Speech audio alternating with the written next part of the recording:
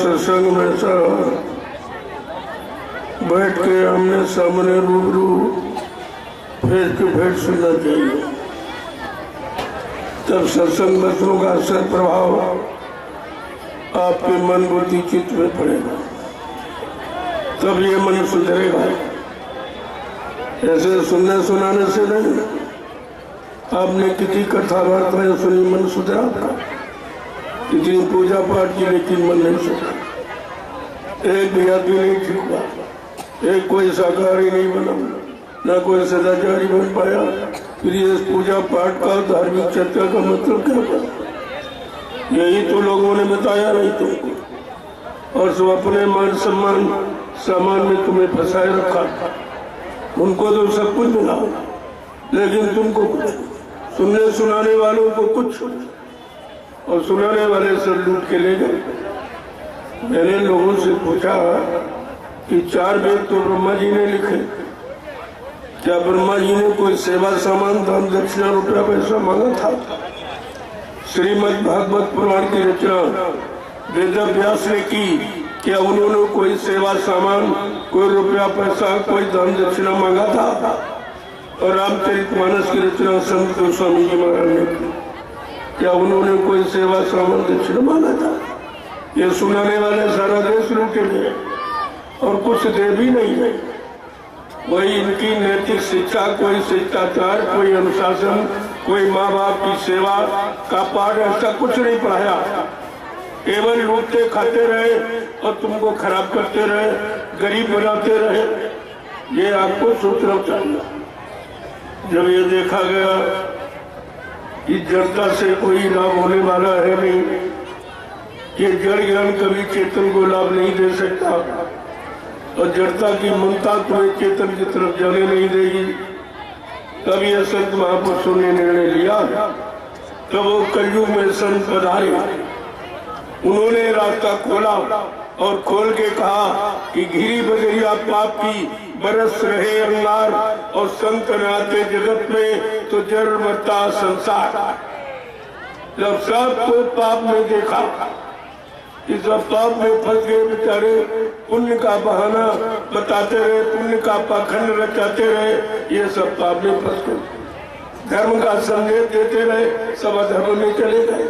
सत्य का संदेश बताते रहे और सब झूठ बोलने लगे और रहे मोर दया का पाठ पढ़ाया जा रहा, लेकिन हिंसा कितनी जोर से हो रही, सब मारकाट हिंसा में चले गए। तुम्हारा कोई काम आज से नहीं हुआ। ये 70 साल की आजादी ये बर्बादी का पूरा प्रमाण दे रही है कि आप सब तरफ से बर्बाद हो गए, भौतिक दृष्टिकोण से और आध्यात्मिक दृष्टिकोण से। कोई भी काम आपका हल नहीं हुआ और न कोई तुम्हें बताने आया। जिनको आपने चंदा नोट दिया है, महंगाई गरीबी आपने झेली है, टैक्स और जीएसटी आपने उनको दी है, लेकिन वो कोई तुम्हारी मुसीबत, आपत्ति, बीमारी, महामारी, तकलीफ में आए कोई? तुम्हारे गांव में, तुम्हारे शहर में, कस्बों में इस तरह से किसी ने प्रसाद बांटा है? तुमको लाभ देने के लिए, तुम्हारी बीमारी खत्म करने के लिए, तरह तरह की मुसीबतों से तुमको राहत शांत दिलाने के लिए क्या किसी ने इस तरह से तुम्हारे गांव, शहर, कस्बों, गली, सड़कों पर प्रसाद बुला के दिया? ये तुम्हें समझना चाहिए। ये काम हिंदुस्तान में किसी ने नहीं किया जो आज आपके सामने करके दिखाया जा रहा है। न कोई नेता कर पाया और न कोई महात्मा कर पाया। सब नेता अपनी कुर्सी संभाले हैं, अपना पद संभाले हैं, अपनी जेब संभाले हैं। तुम्हें क्या मिला उनसे? और ये महात्मा सब दान दक्षिणा, धोती रोटी, लंगोटी लेते रहे, लेकिन बदले में तुमको कुछ नहीं किया। और ये सब देश कंगाल हो गया। इस देश के पास कुछ नहीं बचा है। किसी तरह से आपको रोटी मिल रही है, वो भी आगे खतरे में, आगे रोटी भी आपको खतरे में पड़ने जा रही है। मैं उसी का संदेश लेके आया हूँ कि अब अपने आप को बचा लो। ये भयंकर बीमारी आ रही। अभी कोरोना नाम की एक बहुत छोटी बीमारी थी जिसने दुनिया से करोड़ों लोगों को मार दिया। करोड़ों बेचारे मौत के घाट उतर गए। अब तो उससे बहुत बड़ी बीमारी आने वाली, और जिसके लिए किसी के पास कोई इंतजाम नहीं, न कोई प्रधानमंत्री, मुख्यमंत्री, राष्ट्रपति, और न कोई डॉक्टर, वैद्य, हकीम, और न कोई अस्पताल, न कोई दवा तुम्हारी उस महाबीमारी को दूर नहीं कर सकती, क्योंकि वो कुदरत का कोप है, कुदरत की नाराजगी, जिसको केवल संत महात्मा जानते, कोई नहीं। कुदरत की नाराजगी को केवल संत महात्मा फकीर जानते और कोई नहीं जानता। और इसलिए तुम्हारी आज तक कोई दवा नहीं बनी। सब अंदाजा इलाज तुम्हारे पर हो रहा, तरह तरह से लूटा जा रहा, परेशान किया जा रहा, लेकिन सुख शांति देने वाला कोई नहीं। इसलिए मैं कुछ देने के लिए आया, लेने के नहीं, देने के लिए। आज अगर कोई तुम्हारे दरबारे, तुम्हारे गांव, शहर, कस्बों में अगर कोई नेता आया होगा तो उसने चंदा नोट की भीख मांगी होगी। अगर कोई दाढ़ी बाल रखकर लाल पीले कपड़े पहनकर कोई महात्मा आया होगा तो उसने दान दक्षिणा धोती रोटी लंगोटी की भीख मांगी होगी। लेकिन मैं ऐसी कोई ख्वाहिश, कोई इच्छा, कोई तमन्ना लेके नहीं आया। मैं आपको कुछ देने आया जो तुमको कोई नहीं दे, ना आज तक किसी ने दिया। पहला मेरा परिचय है, ये प्रसाद वितरण का देखिए। सारे हिंदुस्तान में 2 महीने लगभग पूरे होने जा रहे हैं। मैं पूरे बिहार में घूम घूम कर ऐसी भीषण सर्दी में जब कोई घर से नहीं निकलता, कितना आप उसको लोभ लालच दो, लेकिन मैं क्यों निकला हूँ? क्या मुझको अकेले चिंता है? किसी को नहीं चिंता है? अरे देश समाज को तुमने लूटा है, नोट वोट चंदा तुमने ली है, महंगाई गरीबी तुमने इनको भुगताई है, टैक्स जीएसटी तुमने वसूल किए हैं। ये तुम्हारा उत्तरदायित्व, तुम्हारा कर्म कर्तव्य, मेरा नहीं था। लेकिन मैंने देखा कोई नहीं आया और किसी को भारत की जनता की चिंता नहीं, 1% भी। और जिनको आपने दान दक्षिणा रोटी रोटी लंगोटी दी, वो कोई महात्मा नहीं आया जो इनके पास इसका कोई इलाज नहीं। अब ये परीक्षा की घड़ी है, देखा जाएगा इन देश का नेता कौन जो देश समाज परिवारों का सही नेतृत्व कर सके, सबको सुख शांति दे सके, सबको न्याय सुरक्षा रोजी रोटी दे सके, महंगाई गरीबी को हटा सके, टैक्सों की भरमार को खत्म कर सके, हिंसा हत्याओं को रोक सके। ऐसा कौन है? प्रेमियों की परीक्षा, अभी परीक्षा हो जाएगी आपको। और कौन महात्मा है जो धर्म के लिए कुछ कह रहा, कर रहा? धर्म की आवाज सोची लगाई गई झूठी पाखंड की, ऐसे धर्म और चला गया, अधर्म बढ़ गया।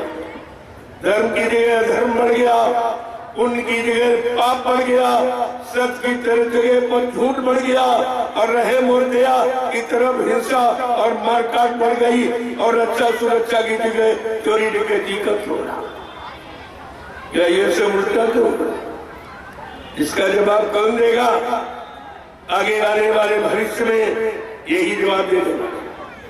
जवाब इन्हीं से लिया जाएगा जिन्होंने जिम्मेवारी ली।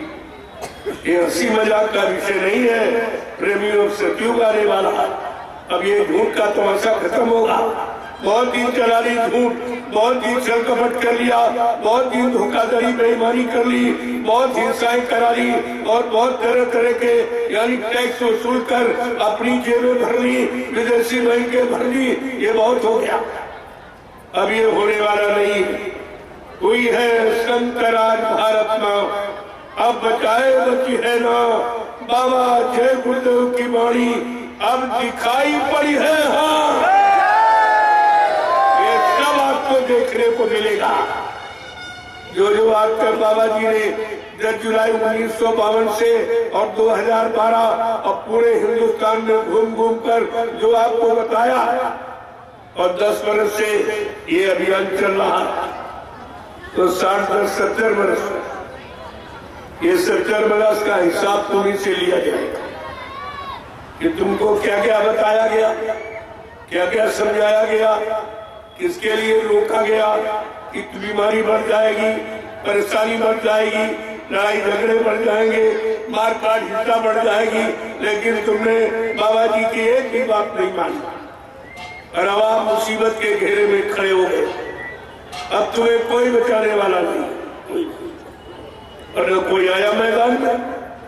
मैं तो इसलिए निकला कि देखे कौन सूरवीर है जो देश की जनता की मदद के लिए, सहयोग के लिए, दुख तकलीफ दूर करने की चिंता रखता है। ऐसा कोई है कि नहीं है? मैं देखने ही तो निकला। मैं ये 24 तारीख से लगा था, 2 महीने पूरे होने जा रहे हैं, मैं लगातार ये संदेश दे रहा हूं कि आप लोग बहुत कथाएं सुनी, बहुत भाषण सुनिए, बहुत पूजा पाठ कर ली। अब इससे कोई काम होने वाला नहीं है। केवल एक बात हमारी आप मान लें, आप लोग सब परिवार शाकाहारी हो जाए, तो सारी मुसीबत तुम्हारी चली जाएगी। केवल एक बात स्वीकार कर लो कि आप शाकाहारी बने, और शाकाहारी बनने में कोई खर्चा है किसी तरह का, और लाभ कितना है। जो तुम अपना धन गंदे खान पान और बुद्धि नाशे नशा शराब के प्रयोग में बर्बाद कर रहे हो, वो धन तुम्हारा बच जाए, तुम्हारे बाल बच्चों के पढ़ाई लिखाई के काम आवे, शादी ब्याह के काम आवे, घर मकान बनाने के काम आवे। महात्मा हर तरफ से तुम्हारी मदद करना चाहते हैं और उनको आपसे कुछ नहीं चाहिए। महात्मा महान आत्माएं कभी भिखारी नहीं होती। तुमने भिखारियों को महात्मा कह दिया, लोभी राशियों को साधु कह दिया। तुम साधु और महात्मा की परिभाषा ही नहीं जानते कि साधु किसे कहते हैं, जिसने तन मन वचन इंद्रियों को साफ किया। जो शाकाहारी सदाचारी ब्रह्मचारी उसको प्रेमियों साधु कहते हैं। और जिसने अपनी आत्मा को जगा लिया, परमात्मा से मिला लिया, ऐसी महान आत्माओं को महात्मा कहते हैं। और अगर उनसे मिल जाओ तो तुम्हारी सोई हुई जीवात्मा को जगाकर परमात्मा से मिला सकते। उनमें यह शक्ति सामर्थ्य है जो दुनिया में किसी के पास है। ये आत्मिक ताकत किसी के पास है। जब शारीरिक शक्ति तुमने खराब कर डाली तो आत्मिक शक्ति के बारे में तुमको ज्ञानी नहीं है कि आत्मा में कितनी शक्ति है। आत्मा परमात्मा का अंश है। परमात्मा सारी सृष्टि को चलाता है। उसी परमात्मा का अंश जीवात्मा है। उसमें कितनी बड़ी ताकत होगी। क्या कभी किसी महात्मा ने आपको बताया? ये वचन नहीं, पर वचन यानी दूसरे के वचन। पर वचन का मतलब दूसरे के वचन जो पिछले युग में आए और समझाए बुझाए चले गए, और उनसे तुम्हारा काम नहीं होगा। तुमको अपने समय के बचने बचाने का वचन चाहिए कि तुम्हें कौन सा वचन मिले जिससे तुम बीमारियों से बच जाओ, परेशानियों से बच जाओ, आपद मुसीबतों से बच जाओ, लड़ाई झगड़ों से बच जाओ। वो कौन से वचन? उन्हीं को प्रेमियों कहते हैं संत वचन, फकीरों महात्माओं के वचन जो तुम्हें सब तरफ से बचाने का काम करते। लेकिन आपने उनके वचनों को नहीं सुना।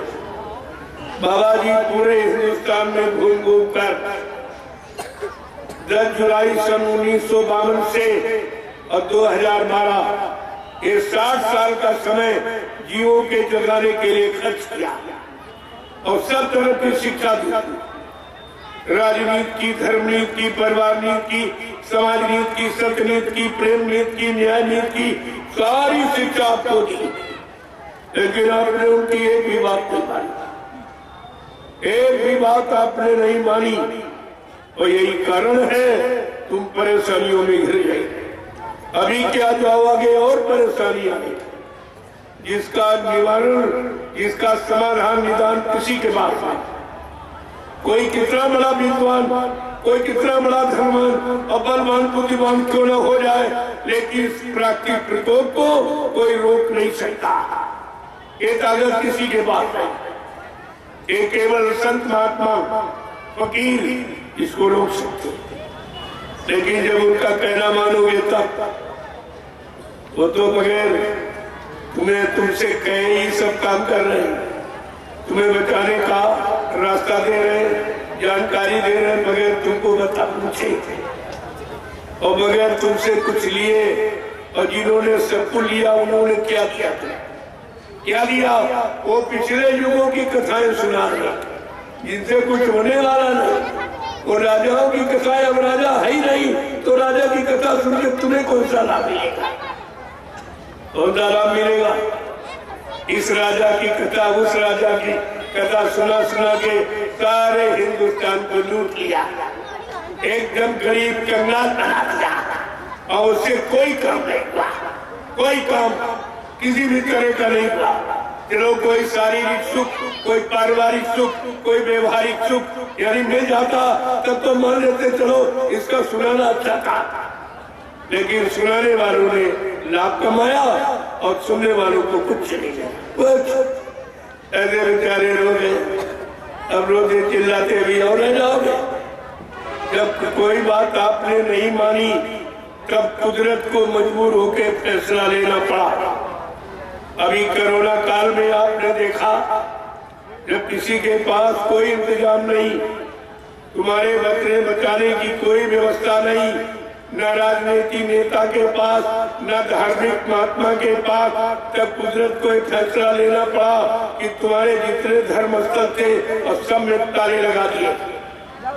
मंदिर मस्जिद गिरजाघर गुरुद्वारे धर्मस्थल आश्रमों में सब में ताला लग गया। ये क्यों किया? क्या भैया कोई कोरोना की दवा थी या ये कोई इलाज था? पहले ये बुद्धि देखिए, इसी कहते विनाशकाले विपरीत बुद्धि। जब जिनका विनाश होने को होता उनकी बुद्धि विपरीत दिशा में काम करती। इसका क्या मतलब था? बाबा जी ने तो कोरोना जब कोई नहीं जानता था दुनिया में, तब उन्होंने बताया था 6 नवंबर 1986 को। लिख लीजिए तारीख, कोई नहीं बताएगा तो आज तक किसी को नहीं मालूम है। राज 6 नवंबर 1986 को जानकारी दी गई थी कि बच्चा अभी तुमने भले अच्छे ईमानदार चरित्रवान इंसान बन जाओ, नहीं कुदरत की तरफ से भारी बीमारी आने वाली है। जो तुमने मारकाट हिंसा चोरी कतलेआम उपचार किया और ये मनुष्य मंदिर है, इस मनुष्य रूपी मंदिर में तुमने मुर्दा मांस गंदगी डाली और बुद्धि नाशक नशा शराब का उपयोग करके अपनी बुद्धि का संतुलन खराब कर दिया, जिससे तुम्हारी बुद्धि माँ बहन बेटी बहू की परख पहचान भी भूल गई। ये सब आपको बताया गया। अगर नहीं मानोगे तो एक अजीबोगरीब नाम की बीमारी जिसका नाम कोरोना, बाबा जी ने कहा कोरोना, क्या क्या नहीं करोगे तो बीमारी नहीं आएगी, अगर करोगे तो बीमारी आ जाएगी। कोरोना का मतलब ये है, कहा बच्चा अंडा मत खाना, ये मुर्गी का मासिक धर्म है। मासिक धर्म की कितनी बड़ी गंदगी होती है, ये महिलाओं को सब पता है कि सबसे बड़ी गंदगी मासिक धर्म, जिसमें न औरत को छुआ जाता न उसके हाथ का खाना बना खाया जाता, ये बीमारी आ जाएगी। मतलब बड़ी इस तरह की आज गंदगी सबको खिलाई जाए। मैं जब निकलता हूँ रोडों से देखता हूँ कि सब्जी की दुकान तो भीड़ कम है, लेकिन रंगों की दुकान पर बहुत है और सब पढ़े लिखे। इनकी बुद्धि क्या हो गई? अरे परमात्मा खुदा ने तुम्हारे वास्ते कितनी अच्छी अच्छी चीजें भोजन की बनाई, सीजनल अनाज, सीजनल दालें, सीजनल सब्जियां, फल फूल मेवे, दूध मक्खन मलाई घी, इसको कहते हैं शुद्ध शाकाहार, सात्विक भोजन, इंसानी खुराक और मानवीय भोजन। इसको अगर आप ये इंसानी खुराक खाते होते तो प्रेमियों तुम्हारे में इंसानियत होती, तुम्हारे में प्रेम प्यार मोहब्बत होता, तुम्हारे में सेवा दया सदाचार, परमात्मा की खुदा की इबादत और माँ बहन बेटी बहू की परख पहचान होती। लेकिन आपने अपना भोजन खराब किया तो भोजन से आपको मालूम है जैसा करो आहार वैसे बने विचार, आहार से विचारों का जन्म होता है। जब आहार खराब हो गया, विचार खराब हो गए, तो विचार खराब हो गए तो बुद्धि खराब हो गई, बुद्धि खराब हो गई तो कर्म खराब हो गए, जब कर्म खराब हो गए तो परेशानियां आ गई। ये सब आपके कर्मों की कमाई है, जो उसको भोगी आप भुगतान करिए। भाई कमाया तुमने है तो काटेगा, अरे बोया तुमने तो काटना तुम्ही को पड़ेगा। इसलिए महात्मा अभी तुम्हारे लिए मेहरबान है, अभी तुम्हारे लिए हमदर्द है कि आपको एक मौका कुदरत से दिला रहे। कुदरत की आरज़ू मिन्नत करके कहा नहीं थोड़ा सा आप रुक जाओ भी, मैं बड़े बच्चों को सारे हिंदुस्तान में शाकाहार का प्रचार करने के लिए भेजे देता हूँ, जब लोग मेरे शाकाहार के प्रचार को न माने, न सुने, न अपनाए, फिर जो तुम्हारी इच्छा मैं वो करना। लोगों ने सुना नहीं बल्कि और ज्यादा बढ़ा दिया और शासन प्रशासन इसमें पूरा सहयोग। खुलेआम मुर्गा काटा जा रहा, बकरा काटा जा रहा, मछली काटी जा रही, सड़कों पर अंडे फोड़े जा रहे हैं। इनको ये नहीं दिखाई देता क्या ये हत्या नहीं है? केवल इंसान मारने की हत्या बाकी? क्या इंसान में और कोई दूसरी जीवात्मा है? जो इंसान में, वही मुर्गे में, वही बकरे में, वही मछली में, वही अंडे में, सब मिलाई। तो इनको ये भी नहीं मालूम है कि हम ये कर क्या रहे हैं। ये रामचरित मानस को भूल गए और श्री राम की जय जयकार करते, केवल चंदा नोट बोल लेने के लिए। बाकी श्री राम चरित मानस की एक भी बात ये नहीं करते। और ये जानते रामचरित मानस कहती है, राजा के लिए पूरा संदेश देती है, प्रधानमंत्री, मुख्यमंत्री, राष्ट्रपति के लिए ये पूरा संदेश देती रामचरित मानस। क्या कहती है कि जासु राज प्रिय प्रजा दुखारी और सुन पयावा से नरक अधिकारी। रामचरित मानस का उत्तरकांड क्या कह रहा है? जिसके राज में प्रजा दुखी, वो राजा नरक में जाएगा। क्या इनको नरक की चिंता नहीं है? क्या स्वर्ग नरक को ये जानते नहीं है? कुछ कोई जरा सी भी यानी कोई जानकारी का तो मतलब है नहीं कुछ पता। रामचरित मानस कहती है, इसी धार्मिक भारत भूमि पर भगवान राम ने राजनीति की। भगवान कृष्ण की राजनीति इसी पर, लेकिन भगवान राम की राजनीति क्या कह रही है कि सच्चे राजा शासक का कर्म कर्तव्य क्या है अपनी जनता प्रजा के प्रति। क्या लिखा है कि राजनीति बिन धन धर्मा और प्रभु समर पे बिन सत कर्मा। राजनीति बिना धार्मिक कमाई, गाड़ी कमाई के, सच्ची ईमानदारी की कमाई से बगैर नहीं चलाई जा सकती। और इनकी राजनीति कैसे चलती है? शराब की बिक्री, मांस की बिक्री, चमड़ा विदेश में भेजते, मांस विदेश में बेचते, ये व्यापार हो रहा। अब उसी ढंग से ये भारत की जनता पर दुख की बरसात की जा रही। सुख नहीं मिला, दुख की बरसात हो रही है और कोई कहने वाला न कोई पक्ष न विपक्ष, कुछ नहीं, सब मौन हो गए। सबकी जबानें बंद हो गई क्योंकि इन्होंने 70 साल की आजादी में जो कुछ कहा वो सब झूठा, सब झूठा निकला। सारे वादे, सारी प्रतिज्ञाएं, सारे शपथ, ये सब इनके झूठे। कहना कुछ, करना कुछ, इसलिए इनकी जबानें बंद हो गई। अब ये सोच रहे हैं मैं भारत की जनता को क्या मुंह दिखाऊं। 70 साल का जीवन एक जीवन कलयुग में है तो निकल गया और कुछ नहीं गया। चलो मिलना बनाना दूर था, जो पूर्वजों की विरासत हमें आपको मिली थी, सच्चाई, ईमानदारी, वो भी चली गई, वो भी छीन ली गई। अब आपके पास कुछ नहीं बचा, रोने के सिवा कुछ। ये रामचरित मानस क्या कह रही है? ये सीताराम के पुजारी क्या कह रहे? इनकी देखिए, इनकी करनी देखो कि उनको भी बदनाम कर रहे। अरे तुम जो कर रहे हो कम से कम भगवान के लिए तो कुछ तो शर्म खाओ, भगवान के लिए कुछ शर्म करो।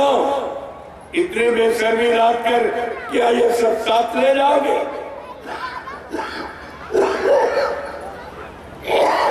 ये शरीर भी साथ नहीं जाएगा। जिस शरीर के लिए आप ये छल कपट, धोखाधड़ी, बेईमानी करते हैं भी तुम्हारे साथ नहीं जाएगा। जिस शरीर के मान सम्मान पद के लिए इतने लालायित हो, इतने लोभी और लाची हो गए हो, ये कोई सामान तुम्हारे साथ नहीं जाएगा। तुम अरबों खरबों रुपए विदेशी बैंकों में भर डालो, लेकिन तुम्हारे साथ एक पाई नहीं जाएगा, 1 रुपया लेके नहीं जा सकते हो। और जो ये किया है इसका भोगना पड़ेगा, ये जाएगा भी नहीं। और जिसके लिए आपने ये सब किया उसका भुगतान अभी हजारों जन्म तुमको देने पड़ेंगे। ऐसे भारत की जनता का कर्जा नहीं अदा कर सकते। ये कर्जा है जो भारत की जनता की कमाई खाते हो, मौज उड़ाते हो, और भारत की जनता को दुख और तकलीफ और बीमारी महामारी और ये सब मतलब यानी थे। यही तुम्हारा फर्ज है। एक राजा का यही कर्तव्य है, समाज देश के लिए, देश की जनता के लिए आपको इस पर विचार करना चाहिए। हमारे देश का इतिहास बताता 350 वर्ष मुसलमानों ने राज किया, लेकिन इतनी घरपात नसबंदी उन्होंने नहीं करवाई, इतनी भूड़ हत्या उन्होंने करवाई नहीं, और इतने कतलेआम और चोरी निकलती नहीं कटवाई, और इतनी महंगाई नहीं बढ़ाई, और इतने टैक्स और बेरोजगारी नहीं फैलाई जितने इन्होंने कराया। 200 वर्ष अंग्रेजों का राज रहा, उन्होंने भी इस तरह की घरपात नसबंदी हत्या भ्रूण हत्या कभी नहीं कराई, न इतने लोगों को मरवाया, न इतने जीवों को कटवाया, न उनका मुर्दा मांस इस तरह व्यापार में लगाया। ये काम उन्होंने नहीं किया, ये तुम्हारे लोगों ने तुम्हारे लिए कर डाला। आप कहते थे अंग्रेज तो विदेशी है, अब तो कोई विदेशी है तो स्वदेशी है। ये स्वदेशी क्या है? ये स्वदेशी अपनी समाज, अपने देशवासियों के लिए क्या कर रहे हैं? यही स्वदेशी की परिभाषा है। अरे आप सबको इस पर विचार करना चाहिए। अगर तुम सत्य की आवाज में आवाज नहीं जोड़ोगे तो समय की सजा तुमको भी भोगनी पड़ेगी। ये बात आप कान खोल के सुन लीजिए। अब वो समय ज्यादा दिन नहीं चलेगा। बहुत तुमने कर लिया, अत्याचार, अनाचार, भ्रष्टाचार, पापाचार, अत्याचार बहुत कर लिया, लेकिन अभी नहीं। ये धार्मिक देश है। यहाँ का इतिहास बता रहा है जब जब ऐसी स्थिति राजा के द्वारा बनी, क्या लिखा है कि जब जब हो यह धर्म की हानि और बाढ़े आंसू रधम अभिमानी, कि तब तब प्रभु इधर मनुज सारीरा और हर ही कृपा निधि सज्जन पीरा। क्या स्थिति में कुछ कमी अभी?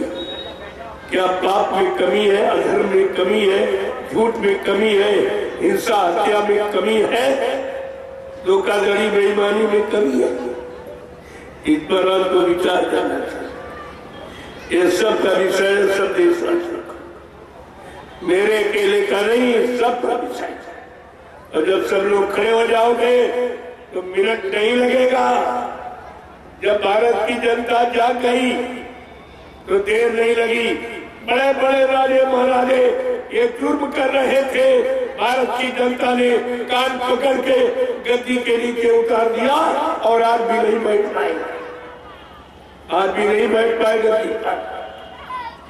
ये भारत की जनता जब जाग गई, अंग्रेज बहादुर थे, न्यायी थे, लेकिन 12 बजे रात को हिंदुस्तान छोड़ के भागना पड़ा।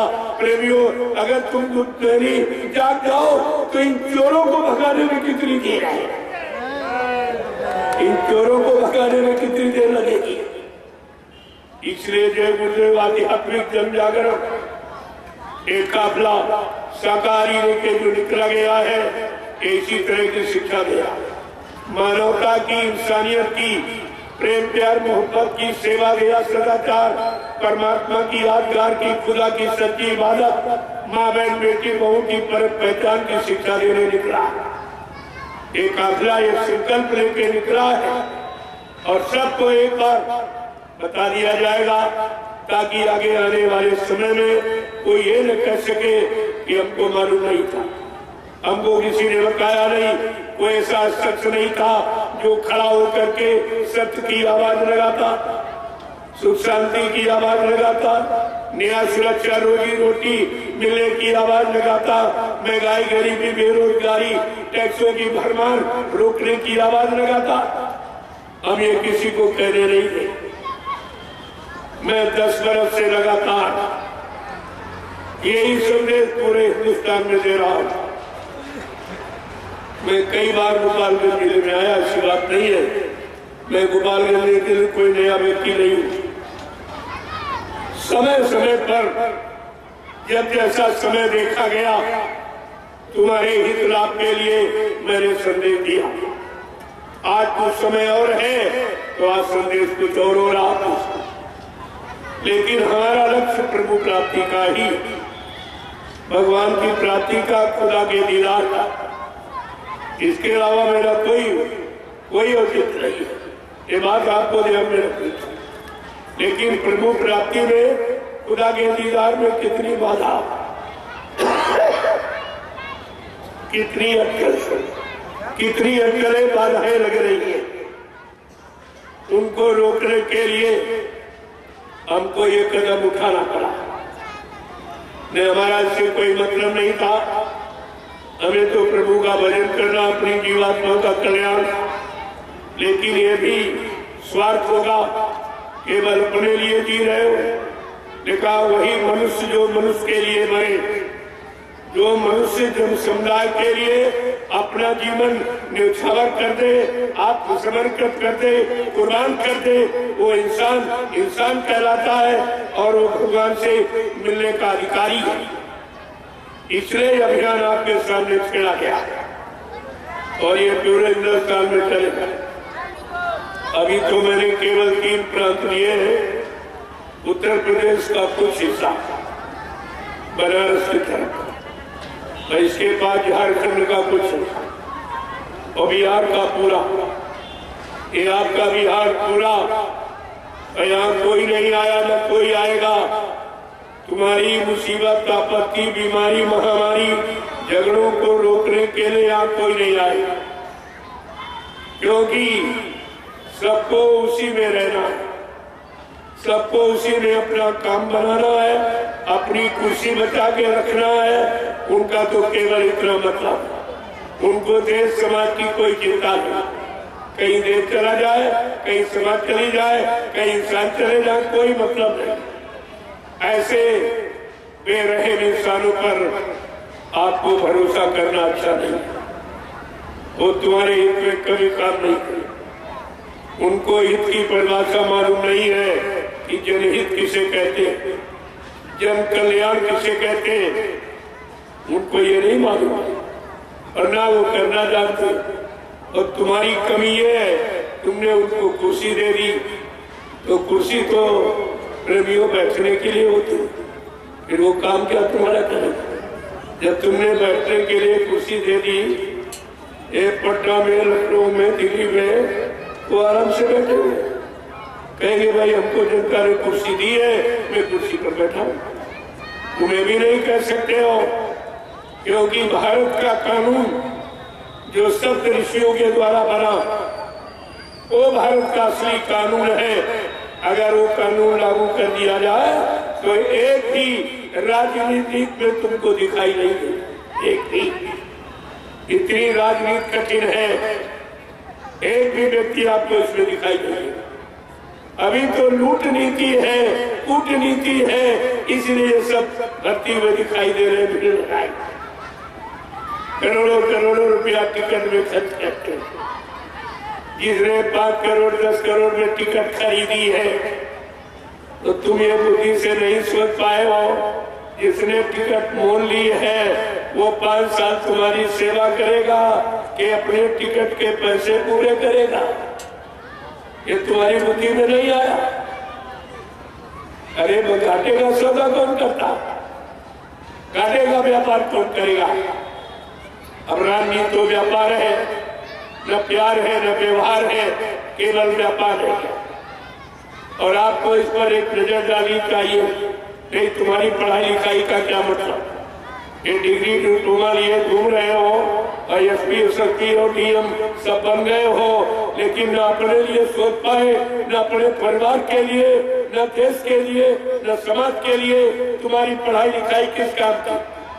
क्या यही तुम्हारी जिम्मेवारी है कि देश समाज खराब हो जाए, सब नैतिकता से दूर चले जाए, सब भ्रष्टाचार और पापाचार और मांसाहार में सब फंस जाए? ये तुम्हारी जिम्मेवारी है, यही ड्यूटी है तुम्हारी। तो सजा के मालिक तुम भी बचो। इसमें ईश्वरी विधान में कोई नहीं बचे। ये मानवीय विधान नहीं है, ईश्वरी विधान जो आपको समय से जानकारी दी जा रही, नहीं तो इसके भोक्ता आप भी बनेंगे। क्योंकि मैं ये कार्यक्रम पुलिस प्रशासन के परामर्श से लेता हूँ, जिसको परमिशन कहते हैं आप। मैं परमिशन, इंफॉर्मेशन ये दोनों देता हूँ, ऐसे नहीं बोल रहा हूँ।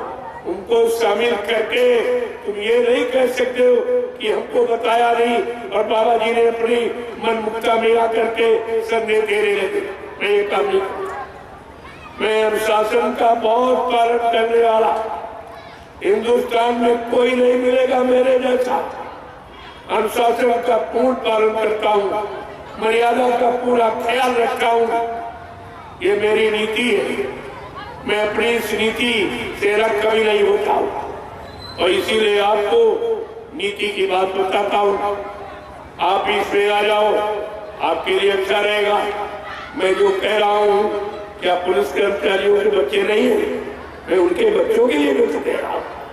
क्या तुम्हारे बच्चे पढ़ लिख करके सारी नौकरी तुम्हारी बच्चों में खर्च कर दी और तुम्हारा बच्चा इस सड़क साफ नेता बन के रह जाएगा? क्या यही आपकी मानसिकता है? क्या ये आपके अंदर सोच है? यही अपने बच्चों की प्रगति का सिद्धांत आपने अपनाया? ये सब जानकारी आपको रखनी चाहिए। मैं तो सब तरह की बात आपके सामने रखता हूँ और अपने लिए हमें कुछ नहीं, न मैं प्रधानमंत्री बनना रहा, न कोई रुपया पैसा सामान, न मेरा कोई बैंक में खाता कहीं। ये कपड़े आप लोग देते हो तो पहन लेता हूँ, मेरे पास कपड़े भी अपने नहीं। एक रोटी सुबह, दोपहर, एक शाम, यही प्रेमी देते हैं। ये बैठे इन्हीं की दी हुई रोटी खाता हूँ, इनके दिए हुए कपड़े पहनता हूँ और इन्हीं का काम कर रहा हूँ। इसलिए इन्हीं का काम कर रहा हूँ, अपना कोई काम नहीं। हमें कुछ नहीं, हमें सच्ची सुख शांति चाहिए। हमको अपनी सच्ची आजादी चाहिए। जो कितने करोड़ लोग कुर्बान हुए, कितनी माताएं निपूती हो गई, कितने बहनों का सुहाग लुट गया, उसका दर्द हमारी नस नस में भरा। मैं इसलिए आवाज लगा रहा हूँ। अभी आज सुनिए जी, अच्छा रहेगा। मैं ऐसी व्यवस्था बना दूंगा, सब फंस जाएगा, सबके साथ कोई बाकी नहीं रहेगा। ये छोटी मोटी बात हम मत समझिए। मैं अभी सरलता से आपसे कह रहा हूँ, अच्छा रहेगा आपके लिए। वो नहीं मानोगे तो मेरे पास बहुत उपाय, बहुत तरीके जो तुमने कभी जीवन में सोचे भी नहीं हुए। वो किसी के पास नहीं, ना कोई प्रधानमंत्री, ना मुख्यमंत्री, राष्ट्रपति, वो व्यवस्था उसके यानी मतलब दिमाग में है ही नहीं कि परिवर्तन कैसे होगा।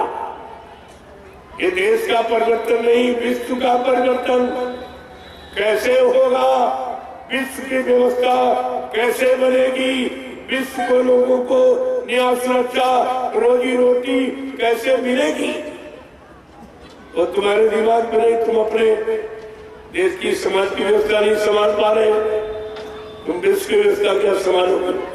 क्योंकि तुमको अपनी चिंता।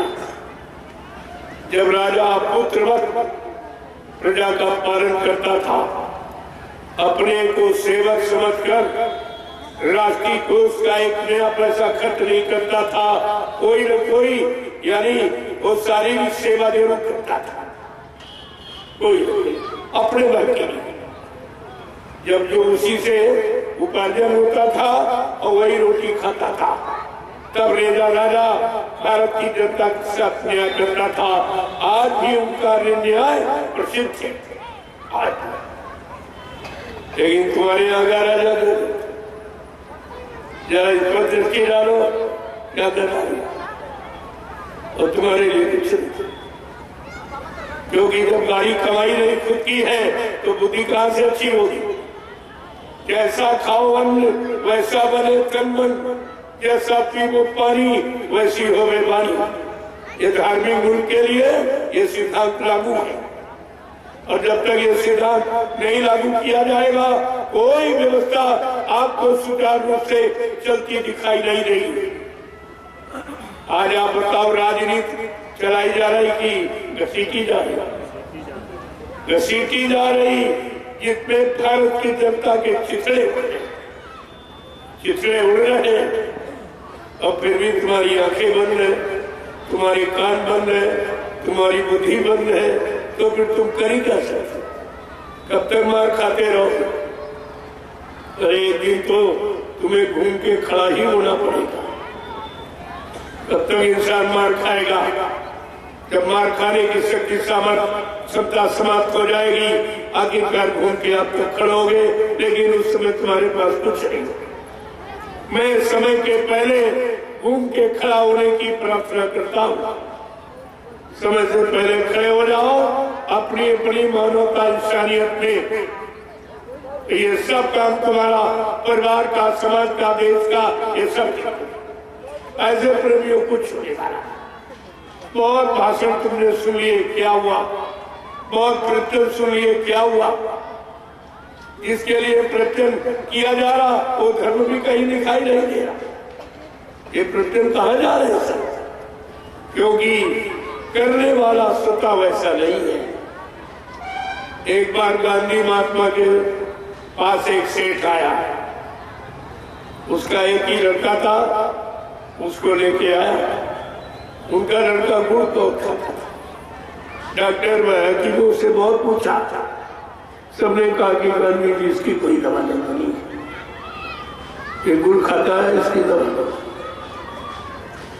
उन्होंने सोचा तो सब डॉक्टर वैद्य फेल हो गए, चलो होने गांधी महात्मा के पास। महात्मा के पास कोई न कोई जड़ी बूटी जरूर है। ये समझकर गांधी महात्मा के पास से अपने बच्चे को लेके गए और कहने लगे कि महात्मा जी, मैंने आपका नाम सुना है, मेरा बच्चा गुड़ बहुत खाता है, क्या इसकी कोई दवा आपके पास है? कोई युक्ति है, कोई समाधान है इसका? तो गांधी महात्मा बोले ठीक है, तुम 1 महीने के बाद आओ। ठीक, कोई बात नहीं। ऐसा क्यों किया गांधी जी ने? क्योंकि गांधी जी स्वतः गुड़ खाते थे। उन्होंने सोचा मैं मेरे पास ही है खुद है, तो मेरा यानी ये मेरी शिक्षा इस पर प्रभाव नहीं डालेगा, मैं खुद ही कर रहा हूं, तो कैसे इस पर असर पड़ेगा? जब 1 महीने उन्होंने छोड़ दिया, कहा ठीक। जब जान गए तब तक तुमको सेठ आया, तो उसके बच्चे के सिर पे ऐसे गांधी जी ने हाथ घुमाया और कहा बेटा ये गुड़ खाना अच्छी बात है, आज से मत खाना। तो सेठ बोला अरे इतनी बात कहनी थी तो उसी दिन कह लेते। तो गांधी जी बोले नहीं भाई, उस दिन मैं भी गुड़ खाता, ये है मेरे में था तो मेरा प्रभाव इस पर नहीं पड़ता। जब मैंने 1 महीने छोड़ के देख लिया और मैं जान गया तब मेरी बात का असर पड़ेगा। ऐसे ही जितने तुम्हें जो प्रवचन कर रहे हैं ये सब है, कोई ऐसा नहीं है।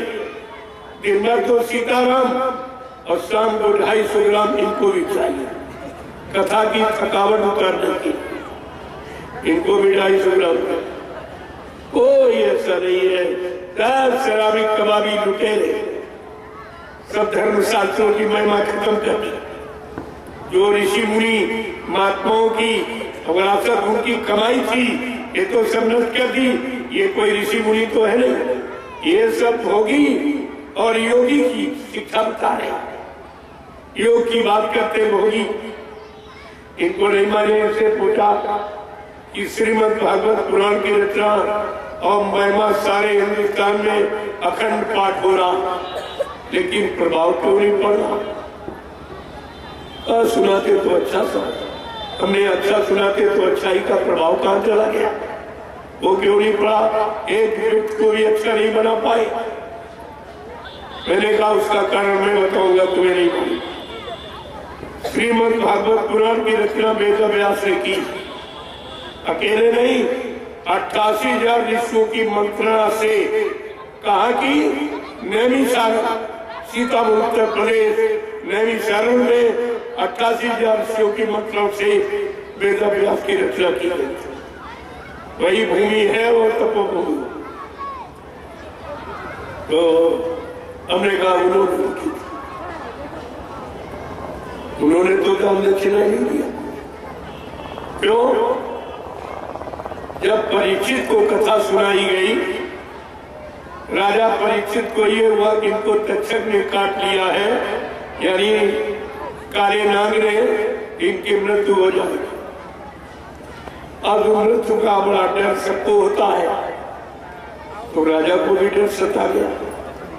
अब डर के साथ साथ उनको मोह पैदा हो गया कि मेरा राज भी छूट जाएगा, मेरा खजाना भी, मेरा सोने का मुकुट भी, ये सब छूट जाएगा, चला जाएगा।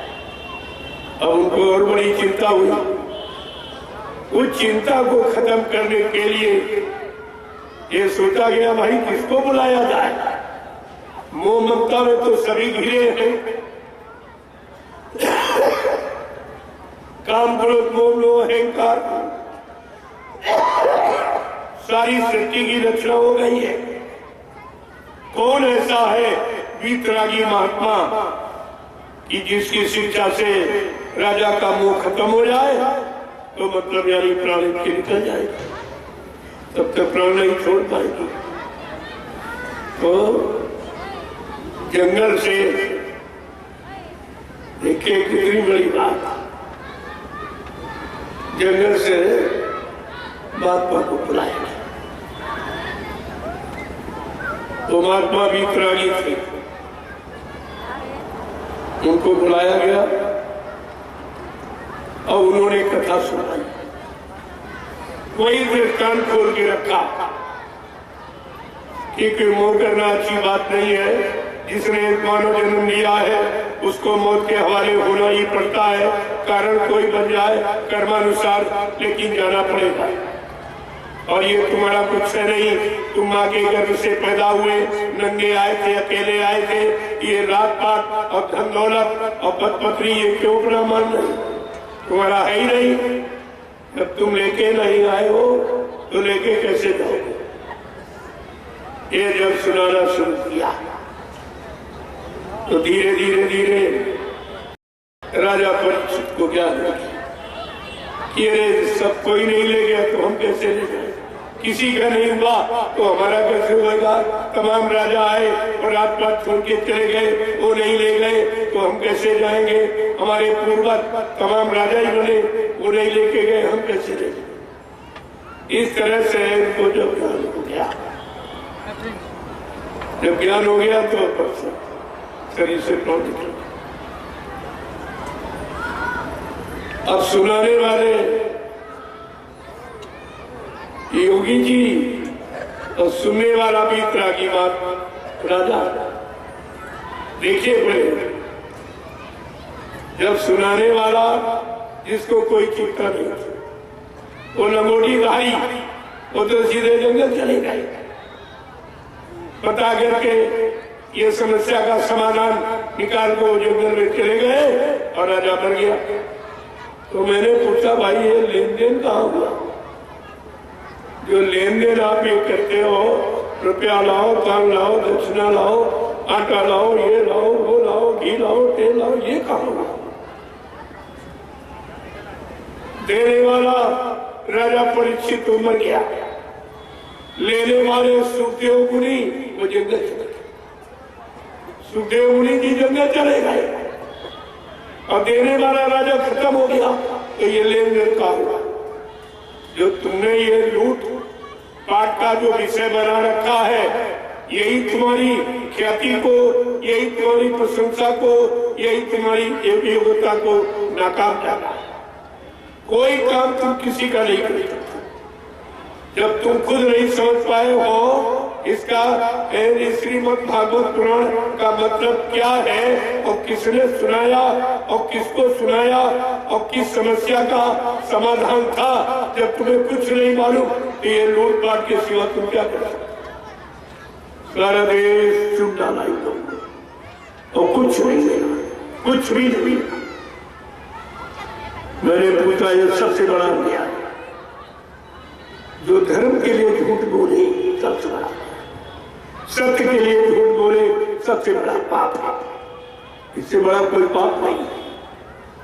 तो प्रेमियों, ये सब चीजें समझने के लिए जब तक आप समझोगे नहीं तब तक ये रूढ़िवादिता समाप्त नहीं होगी, ये पाखंड समाप्त नहीं होगा, ये जनता की ममता तुम्हारी खत्म नहीं होगी, और जब तक ये खत्म नहीं होगी तब तक कुछ मिलने वाला नहीं होगा। इसलिए मैं तो आपके लिए कुछ लेके आया हूं कि ऐसे तो तुम्हारा कोई भागवत नहीं काम करेगी, न कोई रामायण काम करेगी, न कोई वेद पुराण, न कोई तीर्थ व्रत, न कोई पूजा पाठ, कुछ काम नहीं की। बीमारी और बढ़ गई, परेशानी और बढ़ गई, लड़ाई झगड़े और बढ़ गए, मारकाट और बढ़ गई, चोरी डकैती कत्ल बलात्कार और बढ़ गई, महंगाई और बढ़ गई, बेरोजगारी और बढ़ गई, टैक्सों की भरमार और बढ़ गई। तो खत्म क्या हुआ? फिर खत्म क्या हुआ? क्या ये सब बढ़ाने के लिए किया गया कि घटाने के लिए? और तुमने उस पर कोई विचार नहीं किया। तुम्हारा भी कसूर ऐसा नहीं है कि सब राजा का ही कसूर है, प्रजा का भी कसूर है। पहले तो प्रजा को अधिकार नहीं था राजा बनाने का, माँ के पेट से ये राजा से जो संतान पैदा होती थी वही राजा बना दिया जाता था। लेकिन प्रजातंत्र में ऐसा नहीं है। प्रजातंत्र में प्रजा को अधिकार है, जहां तुम मुहर लगाते हो उसी के नीचे राजा पैदा हो जाता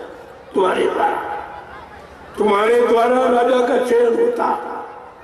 राजा जो भी करेगा उसका 50% तुमको भुगतान करना होगा।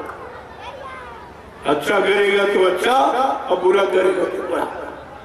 ये भुगतान इसीलिए तुम्हें करना पड़ रहा कि जथा राजा तथा प्रजा, धर्मी राजा धर्मी प्रजा। अगर राजा धार्मिक है तो धर्म का प्रचार कराएगा और धर्म में मानवता इंसानियत इंसानों में पैदा करेगा और सबको सतवादी और सत्कर्मी बनाएगा। अगर राजा नहीं रहता तो फिर राजा का इतिहास तुमने पढ़ा है, इल्जाम में पढ़ा है। ये हिरण्यकशिप जो भक्त प्रहलाद का पिता था, जब भक्त प्रहलाद ने अपने पिता को सच्चे धर्म कर्म की शिक्षा दी कि पिताजी यही भगवान का सच्चा नाम हरि नाम है, इसी नाम को लो तुम्हारा कल्याण हो जाएगा, एक बात नहीं मानी। और ऐसी ऐसी सजा अपने बेटों को देने लगा जो कोई बाप औलाद को सजा नहीं होती, औलाद सबसे प्यारी होती। लेकिन उसने आपने इतिहास पढ़ा होगा, प्रहलाद का कि पहाड़ों से गिरा रहा, हाथी से कुचला रहा और अग्नि में, यानी उसकी बहन अग्नि में बैठ गई होलिका लेकर के। होलिका को आशीर्वाद था कि मतलब यानी तुम जलोगी नहीं, लेकिन आशीर्वाद शुभ कर्म का होता, अशुभ कर्म का पाप कर्म के लिए आशीर्वाद नहीं होता। वो बैठ गई और उसने अपना हरि नाम का उच्चारण किया जो उनके गुरु ने बताया था कि सतयुग का हरि नाम यही भगवान का नाम है, तुम इसी का नाम लो, तुम्हारा कोई बाल बाका नहीं कर सकेगा। अपने गुरु पर पूर्ण विश्वास रखकर प्रहलाद ने हरि नाम का उच्चारण किया। होलिका जल के रात को, और भक्त को आज तक नहीं आती। सच्चे भक्त को कोई आंच नहीं आने वाली है। अगर आप अपने आप को अपने गुरु पर आत्मसमर्पित भाव से सच्चे भक्त मुरीद फॉलोअर बन जाओगे तो तुम्हारे पर कोई आंच आने वाली नहीं, कोई कुछ नहीं कर सकता। इसीलिए तो कहा है, मतलब यानी चाहे दुनिया एक तरफ हो जाए लेकिन भक्त का कोई बाल बांका नहीं कर सकता। ये बातें आपको इतिहास की ध्यान में रखनी चाहिए। और यही सब हुआ। जो नहीं माने वो सब मारे गए। रावण इतना बड़ा विद्वान था, कहा इसके लिए भूते न भविष्य थे, न कोई है न आगे कोई होगा, वो भी मारा गया। केवल किसके कारण? जो समय का नाम जगाया गया, ऋषि मुनियों ने राम नाम जगाया, उस राम नाम में उसको शंका हो गई, ये राम का नाम, ये भगवान का राम नाम नहीं है, ये राम भी भगवान नहीं है। बस इतनी शंका में सोने की लंका चली गई, शंका में लंका चली गई। और तुमने अपने समर्थ गुरु सदगुरु मालिक ने शंका की तो तुमने दया को दी, जो दया हर तरफ से बताती है। एक बार काल भी तुम्हारा कुछ नहीं कर सकता अगर तुमने सदगुरु की दया ले ली, प्राप्त कर ली है तो। इतना बड़ा लाभ तो किसी काम का सच्ची में नहीं है जितनी दया का लाभ, और आपने वो भी खो दिया और बोल बोल में आप चले गए। तो इसलिए मैं आपसे एक ही प्रार्थना करूंगा कि आप लोग सब परिवार साकार हो। आगे का समय बहुत खराब, उस खराब समय से बचने बचाने का इंतजाम किसी के पास। जो आप लोग सोचते हो अज्ञानता में मेरे पास रहने के लिए मकान है, बंगला है, कोठी है, फ्लैट है, खाने के लिए घर में रोटी है, कमाने के लिए हमारे पास खेती है, दुकान है, दफ्तर है, बिजली व्यापार मजदूरी है, तो फिरों को सहयोग के लिए पद पत्नी बाल बच्चे भाई बहन बिरादर। लेकिन आपको ये नहीं मालूम ये कुदरत के एक झटके में सामान खत्म हो, ये सारा सामान एक झटके का चला जाए। इसलिए पहले आप बात को समझो, ये तुम्हारे लाभ तुम्हारे कल्याण के लिए निस्वार्थ, मेरा इसमें कोई स्वार्थ नहीं, हमें आपसे कुछ भी नहीं चाहिए। मैं लेके कार्य जब जाना है कुछ लेके नहीं जाना है तो हम दूसरे का सामान क्यों इकट्ठा करें? ऐसी अज्ञानता महापुरुष नहीं करते, काल के सामान को कभी नहीं मानते, कभी नहीं इकट्ठा करते, कभी उससे मोह ममता नहीं रखते, जब चाहे तब छोड़ के चल देंगे। इसीलिए आपको बताया जाता तो आप लोग शाकाहारी हो जाओ। और दूसरी बात, आप भजन करें, पूजा करके तो आपने देख लिया कुछ नहीं मिला और कुछ आपकी व्यवस्था नहीं मिली, न बीमारी से बच पाए न परेशानियों से, पूजा में तुम्हारा कोई काम नहीं, क्योंकि वो नकली पूजा थी, असली नहीं थी, नकली थी। नकली पत्थर कागज कैलेंडर के देवा देवी देवता भगवान बना रखे आप, नकली भगवान असली का थोड़ी करेगा। वो तो भगवान को समझने के लिए, भगवान की महिमा जानने के लिए, गौरव गरिमा के लिए आपको ये व्यवस्था बनाई गई थी। जैसे उदाहरण के लिए एक अध्यापक जब स्कूल में ब्लैक बोर्ड पर गाय का चित्र बनाता तो बच्चों से कहता ये गाय का चित्र। अगर बच्चा ये कह दे कि मास्टर साहब क्या यही गाय दूध देने वाली गाय यही है, तो मास्टर क्या करेंगे? ये दूध देने वाली नहीं है, दूध देने वाली गाय का चित्र है, ये भगवान नहीं है, भगवान का चित्र है, ये देवी देवता नहीं है, ये उनका चित्र है। अब चित्र को तुमने भगवान मान लिया, देवी देवता मानिए तो तुम्हारी अज्ञानता, ये तुम्हारी मानसिकता है। तुमने जड़ भगवान चेतन है और जड़, ये जड़ को चेतन मानने न दिया। ये कौन सा तुम्हारा ज्ञान है? गोस्वामी जी महाराज ने इसीलिए उनको उत्तरकांड लिखना पड़ा कि कलयुग के जीवों के सारे प्रश्नों का उत्तरकांड में सारे प्रश्नों का उत्तर और सारी समस्याओं का समाधान। कितनी बड़ी बात है, कितना बड़ा लाभ देने के लिए ये उन्होंने उत्तरकांड को लिखा, जिसको आप कभी पढ़ते ही नहीं। उत्तरकांड में साफ साफ साफ सब लिख दिया। जड़ चेतन ग्रंथ पड़ गई, ये दिल प्रखा छोटत कच गई। कि जड़ चेतन की गांठ लग गई, ये देव ये झूठ है। लेकिन कलयुग के जीव के बस की बात नहीं है कि स्वतः जड़ चेतन गांठ को खोले।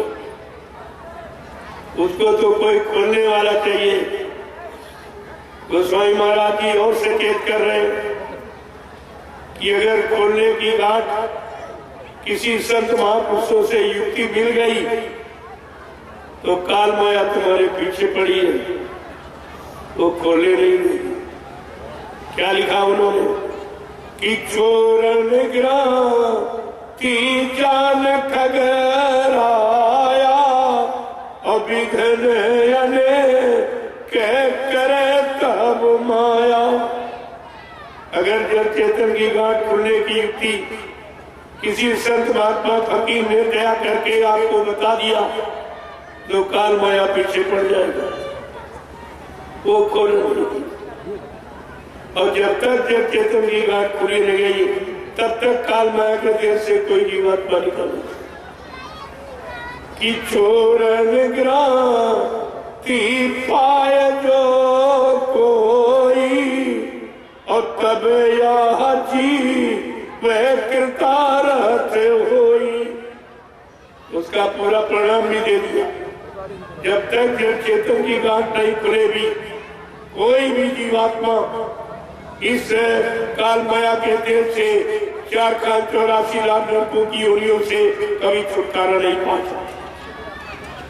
देखो दोनों चीजें बताए, बगैर गांठ खुले जा नहीं सकते। अब गांठ खोलने की युक्ति मिल गई तो काल माया पीछे पड़ जाएगा। लेकिन नहीं, समरस सद्गुरु दयाल अगर उनका जीव है और उनके द्वारा अगर नाम की युक्ति मिली है, तभी आपसे कहा जा रहा नामदान सद्गुरु के द्वारा, नामदान किसी इंसान के द्वारा सुनाने बताने पर काल माया के देश से छुटकारा कभी नहीं मिलेगा। इसीलिए अब तो आपको मना किया जा रहा है कि नामदान कोई नहीं दे सकता। वो समय का सद्गुरु इसीलिए आता ही है। उसका एक ही काम जीवात्माओं को जब चेतन की गांठ खुलने की युक्ति नाम दो देना और नाम दो शब्द दो पकड़ा के उसको घर चलने की पहुंचने की युक्ति बताना, ये उसका काम होता है। लेकिन तुम्हारे समझ उसको जाया नहीं। एक ने अल्लाह बता दिया, कहा पीछे दौड़ पड़े, नाम दान दे रहा, नाम दान दे रहा। मैं कौन सा नाम दान दे रहा भाई? जो बाबा जी ने नाम युक्ति बताई है 5 नाम, क्या इसके अलावा कोई 6, 7, 8 नाम दे रहा है? देखो नाम ना दे रहा। या बाबा जी कह दिए 5 नामों को दोहरा रहा, ये पहले भी दोहराता था, आज भी दोहराता। लेकिन तुम्हारी समझ में नहीं आया कि सुनाने वाला कौन, देने वाला कौन। सुनाने वाला क्या करेगा, देने वाला क्या करेगा। हम अगर आपको ये सुनाए कि रसगुल्ला मीठा होता, मुलायम होता है, तो क्या आप संतुष्ट हो जाओगे सुन के?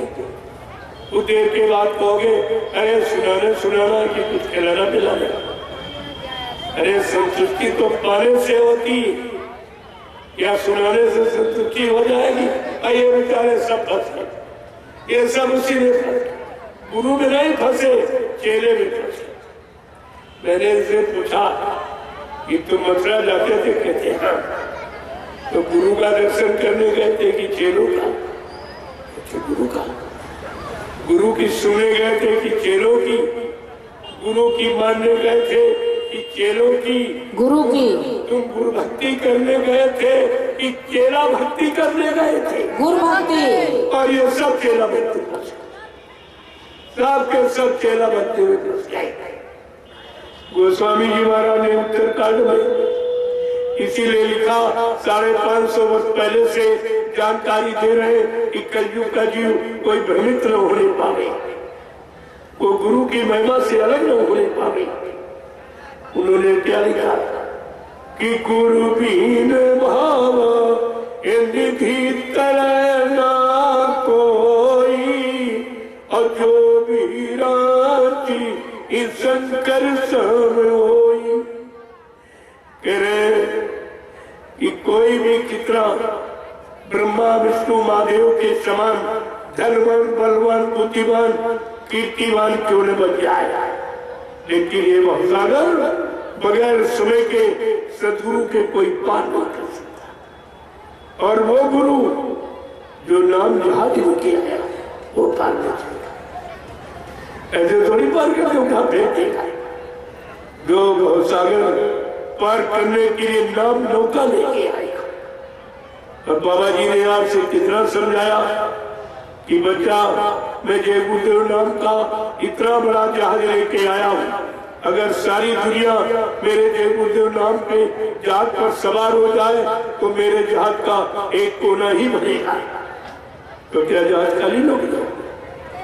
मैं आपसे पूछ रहा, क्या जहाज खाली लौटा के ले गए? अभी तो कोई जीवात्मा नहीं जगी, कोई नहीं सवार हुई, कोई घर नहीं पहुंची, अब तुम कहते हो ले जाने वाला पहुंचाने वाला चला गया। इतना भी तुम्हारे अंदर सूझनमनी है कि संतों के वचन कभी झूठ कभी मिथ्या नहीं होते। इसलिए पहले गुरबाणी में लिख दिया गया कि किसी को संतों पर, उनके वचनों पर कोई शंका ना हो। संत वचन पलटत नहीं, पलट जात ब्रह्मांड। चाहे ब्रह्म अपनी ब्रह्मांड की रचना में तब्दीली बदलाव क्यों न करते, लेकिन संत जो कहेंगे वो करके दिखाएंगे। संतों की जबान दस्तावेज होती, जिसको यूनिवर्सल ट्रुथ कहते हो, अकाट सत्य, कोई नहीं काट सकता। ये सब विचारधारा आपने रखनी चाहिए, लेकिन आपने ये सब भुला दिया, तुम्हारे पास कुछ नहीं बचा, कुछ भी तो नहीं बचा। गोस्वामी जी महाराज रामचरित मानस इसीलिए लिखी कि कलयुग का जीव गुरु के बारे में, संतों के बारे में, सदगुरुओं के बारे में कोई भ्रम शंका संदेह में न चला जाए। 550 वर्ष पहले से और हर हिंदू के घर में लिखे रखा था, तुमने फिर भी उसका प्रयोग नहीं किया। उसने ये सब लिखा होगा, उन्होंने सब लिख के रखा कि कोई भ्रम, कोई भूल, कोई संदेह, कोई शंका किसी में ना हो, क्योंकि गुरु कोई आदमी इंसान का नाम नहीं है। गु माने रूप अंधकार, रू माने प्रकाश। जो सदरी अंधकार से प्रकाश की तरफ, अधर्म से धर्म की तरफ, पाप से पुण्य की तरफ, झूठ से सत्य की तरफ, दानवता से मानवता की तरफ हम सब जीवों को जगा करके और लेकर के खड़ा कर दे, ऐसी जागी हुई मूर्ति का नाम गुरु है। उसे गुरु कहते हैं। गुरु कोई जात पात, गुरु कोई पढ़ा लिखा ही, ये कुछ नहीं। और आपने गुरु नहीं समझ पाया, गुरु की महिमा नहीं समझ पाई। मैंने इनसे और पूछा, आप परिवारदार, बाल बच्चेदार और सत्य बोलना कि आप लोगों ने नामदान गुरु महाराज से लिया या किसी चेले से लिया है? गुरु महाराज से। गौर से बोलो। गुरु महाराज से। आप लोगों ने नामदान गुरु महाराज से लिया या किसी चेले से लिया है? गुरु महाराज से। आपका हाथ गुरु महाराज ने पकड़ा या किसी चेले ने पकड़ा है? गुरु महाराज ने। आपकी जीवात्मा को जगाने का, परमात्मा से मिलाने का और जीवात्माओं को निर्धाम पहुंचाने का वादा ये गुरु महाराज का है या किसी चेले का है? गुरु महाराज का। फिर ये काम कौन कर देगा तुम्हारा?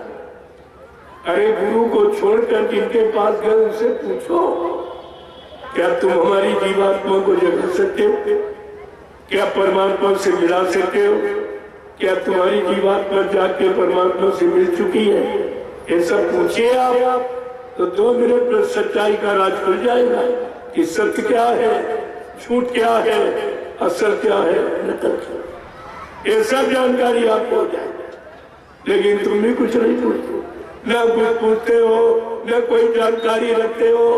एक तो जानते नहीं हो, कोई सच्ची अच्छी बात कहे तो आप मानते नहीं।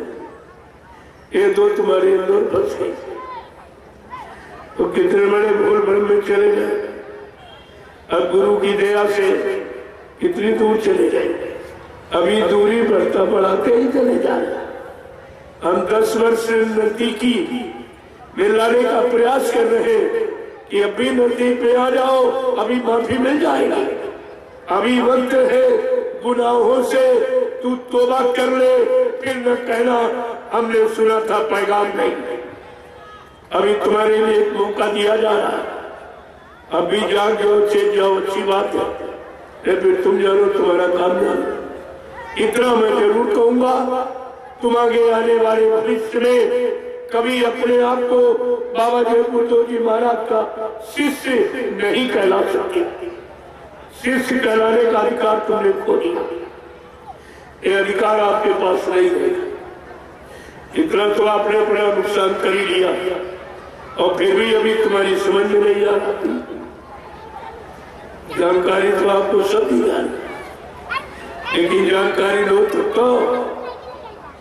तो इसलिए एक बात को प्रेमियों समझने का प्रयास करो। नहीं, मैं तो चैलेंज के साथ कहता हूं, आज नहीं तो कल, अब ज्यादा समय नहीं है, आपको सदगुरु की शरण में आना ही पड़ेगा। मैं आज प्रार्थना के तौर पर कह रहा हूं कि आओ प्यारे इस सतगुरु शरण में एक दिन आना जरूर होगा। आओ प्यारे इस सतगुरु शरण में कि एक दिन आना जरूर होगा। और सत्संग सेवा और भजन प्रभु का एक दिन करना जरूर होगा। भूल भरम में एक जन्म गमाया और सुख शांति को कहीं भी न पायो। ये जग स्वार्थ इका परिवार एक दिन कहना जरूर होगा। आओ प्यारे इस सतगुरु शरण में एक दिन आना जरूर होगा। कि सत्संग सेवा और भजन प्रभु का एक दिन करना जरूर होगा। कि धन दौलतिए महल खजाने इनको मूर्ख क्यों अपना माने। इस तन नगरी और तुच्छ देश से कि एक दिन चलना जरूर होगा। इस तन नगरी और तुच्छ देश से एक दिन जाना जरूर होगा। देखो कितनी बड़ी बात है, इसलिए कह रहे जब कुछ साथ नहीं जाएगा, नंगे आए वो अकेले जाओगे, तो क्या कह रहे कि चोरी हिंसा और झूठ कमाई पाप पुण्य का भेद ना पाई।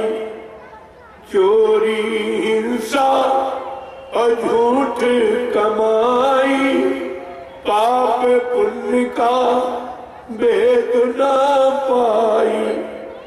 बुद्धि विवेक ज्ञान के खातिर कि सत्संग करना जरूर होगा। प्रेमियों, अगर मानव बुद्धि में विवेक ज्ञान पूजा पाठ तीरथ व्रत दान गंगा स्नान से आ जाता तो सब ज्ञानी हो जाते, सब विवेकी हो जाते, सब जानकार हो जाते, सब पुण्यात्मा हो जाते। इसलिए महापुरुष क्या कह रहे हैं कि बुद्धि विवेक ज्ञान के खातिर कि सत्संग करना जरूर होगा। गोस्वामी जी महाराज ने रामचरितमानस में भी इस वक्त शब्दों में कहा कि बिन सत्संग विवेक न होई और राम कृपा बिन सुलभ न सोई कि सत सुधर ही सत संगत पाई और पारस परसी कुघा तो सुहाई। कितने साफ शब्दों में आपने लिखा पड़ी सब घरों में रखी तुम्हारी, लेकिन तुमने उसमें से कुछ नहीं लिया, अपने जीवन में कुछ प्रयोग नहीं किया। इस लाभ उस शिक्षा के लाभ से आप वंचित हैं। क्या कह रहे हैं आगे? समझा के कह रहे हैं ये कलयुग है, ये संत महापुरुषों की दया जो कलयुग में आपको साधु नहीं बने, कोई दाढ़ी बाल नहीं बनाना, कोई लाल पीला कपड़ा, ये कुछ नहीं, ये कुछ नहीं। घर गृहस्थी परिवार में और खेती दुकान दफ्तर बिजली व्यापार मजदूरी सच्चाई ईमानदारी मेहनत से अपने बाल बच्चों को खिलाओ। जब सच्चाई ईमानदारी मेहनत की कमाई खिलाओगे तो तुम्हारे बच्चे सच्चे ईमानदार त्यागी तपस्वी देश समाज के काम आने वाले होंगे। इसलिए ये इतना और आपको छोड़ के अंदर जंगल नहीं जाए। क्यों? कलयुग के लिए वर्जित है। कलयुग का जीव बहुत कमजोर है, उम्र समय आ रहने का बहुत कम है, मन की ताकत बहुत थोड़ी चीटी के बराबर ताकत, इसलिए तुम्हारा मन कुछ कर नहीं पाता। अब चीटी में कितनी ताकत होती, बस उसी तरह तुम्हारे मन में ताकत रहेगी। ये तो संत महापुरुषों का बल, उनकी शक्ति, आदेश पालन करके आप ले वचनों को मानकर, तब तो तुम्हारा मन बलवान हो जाएगा। ऐसे तो बहुत कमजोर है। इसलिए महापुरुषों ने कहा घर गृहस्थी परिवार में बाल बच्चों की देख रेख करना, ये तुम्हारा गृहस्थी धर्म है। आए गए का अति सत्कार, ये गृहस्थी सच्चा धर्म है। और मतलब यानी इसलिए समझा के क्या छोड़ना, क्या फिर छोड़ना कलयुग में ऐसा नहीं है। क्या छोड़ना है? ये जो तुम्हारे मन को विकृत किए, मन को हमेशा खराब करते रहते, उन दुश्मनों से मन को बचा के रखना। मन के दुश्मन कौन है? कि काम क्रोध मद लोभ को छोड़ो, ईर्षा राग से मन को मोड़ो। काम क्रोध मद लोभ को छोड़ो और ईर्षा राग से मन को मोड़ो। ईश्वर प्राप्ति अगर जो चाहो, अगर ईश्वर की प्राप्ति करनी है, खुदा का दीदार करना है, तो कौन कराएंगे? ईश्वर प्राप्ति अगर जो चाहो तो सतगुरु करना जरूर होगा। ईश्वर प्राप्ति अगर जो चाहो तो सतगुरु करना जरूर होगा। आओ प्यारे इस सतगुरु शरण में एक दिन आना जरूर होगा। सत्संग सेवा और भजन गुरु का एक दिन करना जरूर होगा। जय गुरुदेव।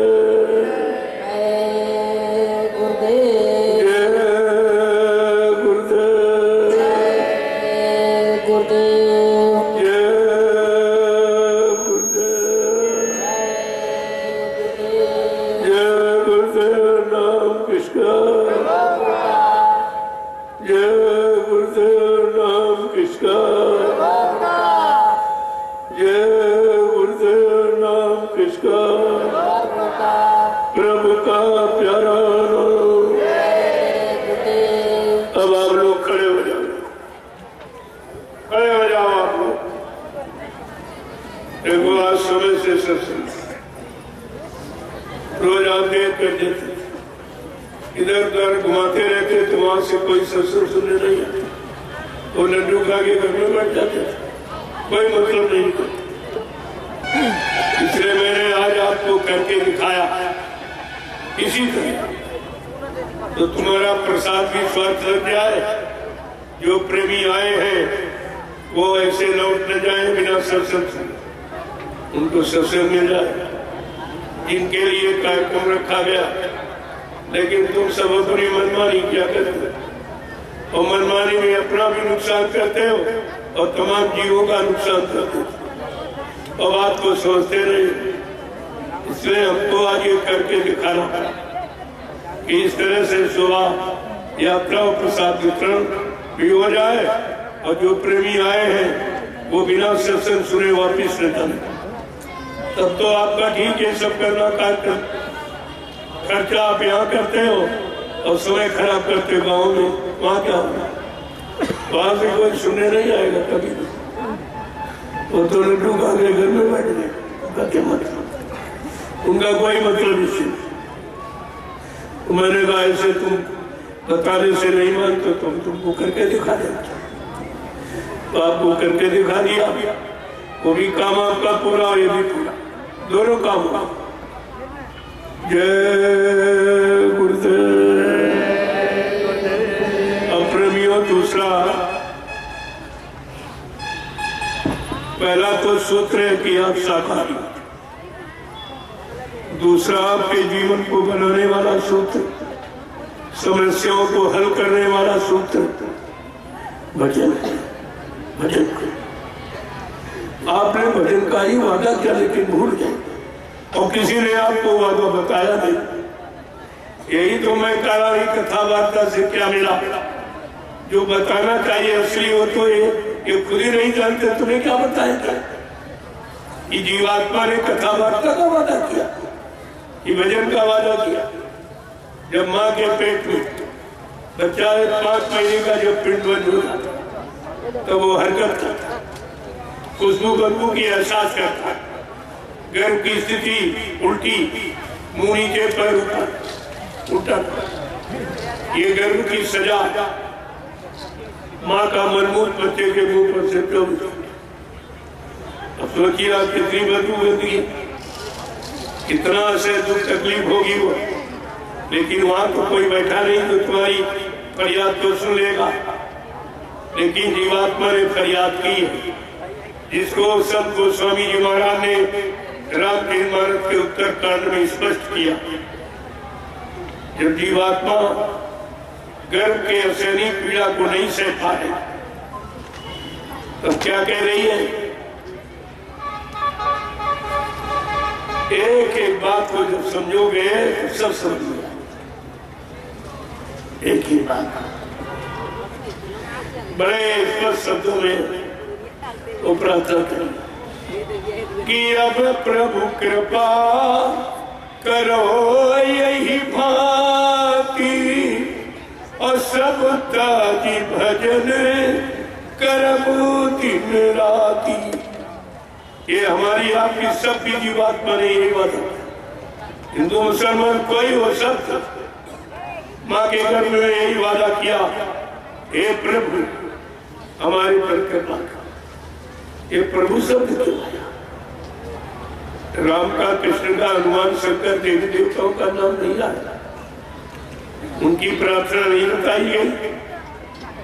कहते हे प्रभु कृपा, अब प्रभु कृपा करो यही भांति, जिस तरह से तुम्हारे पास जो भी युक्ति हो, जो तौर तरीका हो, मुझको इस कष्ट और इस दर्द दुख से निकालने का आप वो तरीका अपना लीजिए।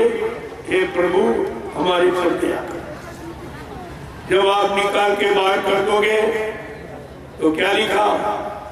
दिन रात भजन करो। दिन रात भजन का वादा किया, पूजा में फंस गए। पूजा का वादा तो नहीं लिखा। अब प्रभु कृपा करो ये भांति, सब तजी भजन करब दिन रात। सब छोड़ छाड़ कर मैं आपका भजन दिन रात और तुमने भी शुरुआत की। वादा दिन रात क्या किया, वो भी प्रभु से वादा। अब तो प्रभु सन्मुख है, आ गया काम करने के लिए। तो आपको तो सोच समझ के प्रार्थना करनी चाहिए। आप प्रभु कृपा करो ये भांति सब सच भजन करब दिन रात सब छोड़कर आपका भजन करो। और आपने भी शुरुआत भी नहीं की। ये तो प्रभु से भी तुम्हारा वादा झूठा होगा। प्रभु से आप झूठ बोल गए, इसलिए उसे भूले बिछड़े वादे की सख्त बात का फकीर याद दिलाते। वो न पुरानी बिगाड़ते न नहीं बनाते। जो भूल चूक त्रुटि गलती कोई फाट हो जाती उसी को ठीक कह रहे। अब तुम बचो। गोस्वामी महाराज ने और लिख दिया और तुम सब जगह जब मैं घूम रहा हूँ बराबर देख रहा हूँ रामचरितमानस का अखंड पाठ हो रहा और संपूर्ण में क्या कहते हैं, सारी रात चिल्लाते और मतलब बेचारे कुछ नहीं कहते। पूरी रात चिल्लाते प्रभु की कृपा भयो सब काजू और जन्म हमार सुफलवाद। कि प्रभु की कृपा होगी तब ये मानव जीवन सफल होगा, नहीं तो सफल होने वाला नहीं है। तो प्रभु नाम का प्रचार कहाँ हो रहा, प्रभु की कृपा हिंदुस्तान में कहाँ हो रही है। और नैमिषारण्य 88 40 तपोभूमि पर प्रभु नाम का ही प्रचार हो रहा और प्रभु नाम से ही काम हो रहा, दूसरा कोई काम हुआ नहीं। ये सब आपको जानकारी रखनी चाहिए। इसलिए गोस्वामी महाराज ने स्पष्ट कलयुग के जीवों से प्रार्थना किया। क्या कह रहे हैं,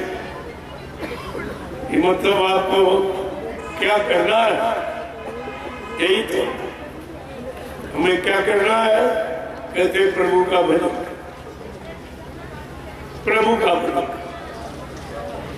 बगैर भजन के कोई कष्ट मुसीबत बीमारी महामारी और दुख तकलीफ और लड़ाई झगड़े और दैवी प्रकोप और दुर्घटनाएं अकाल मौत ये जाने वाली नहीं। बड़े साफ साफ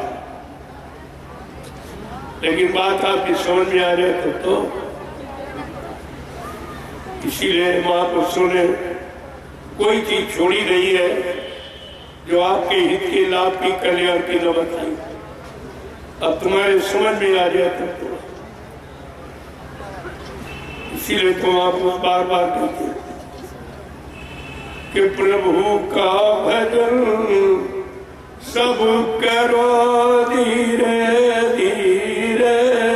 प्रभु का भजन सब करो धीरे धीरे। प्रभु का भजन सब करो धीरे धीरे। प्रभु का भजन सब करो धीरे धीरे।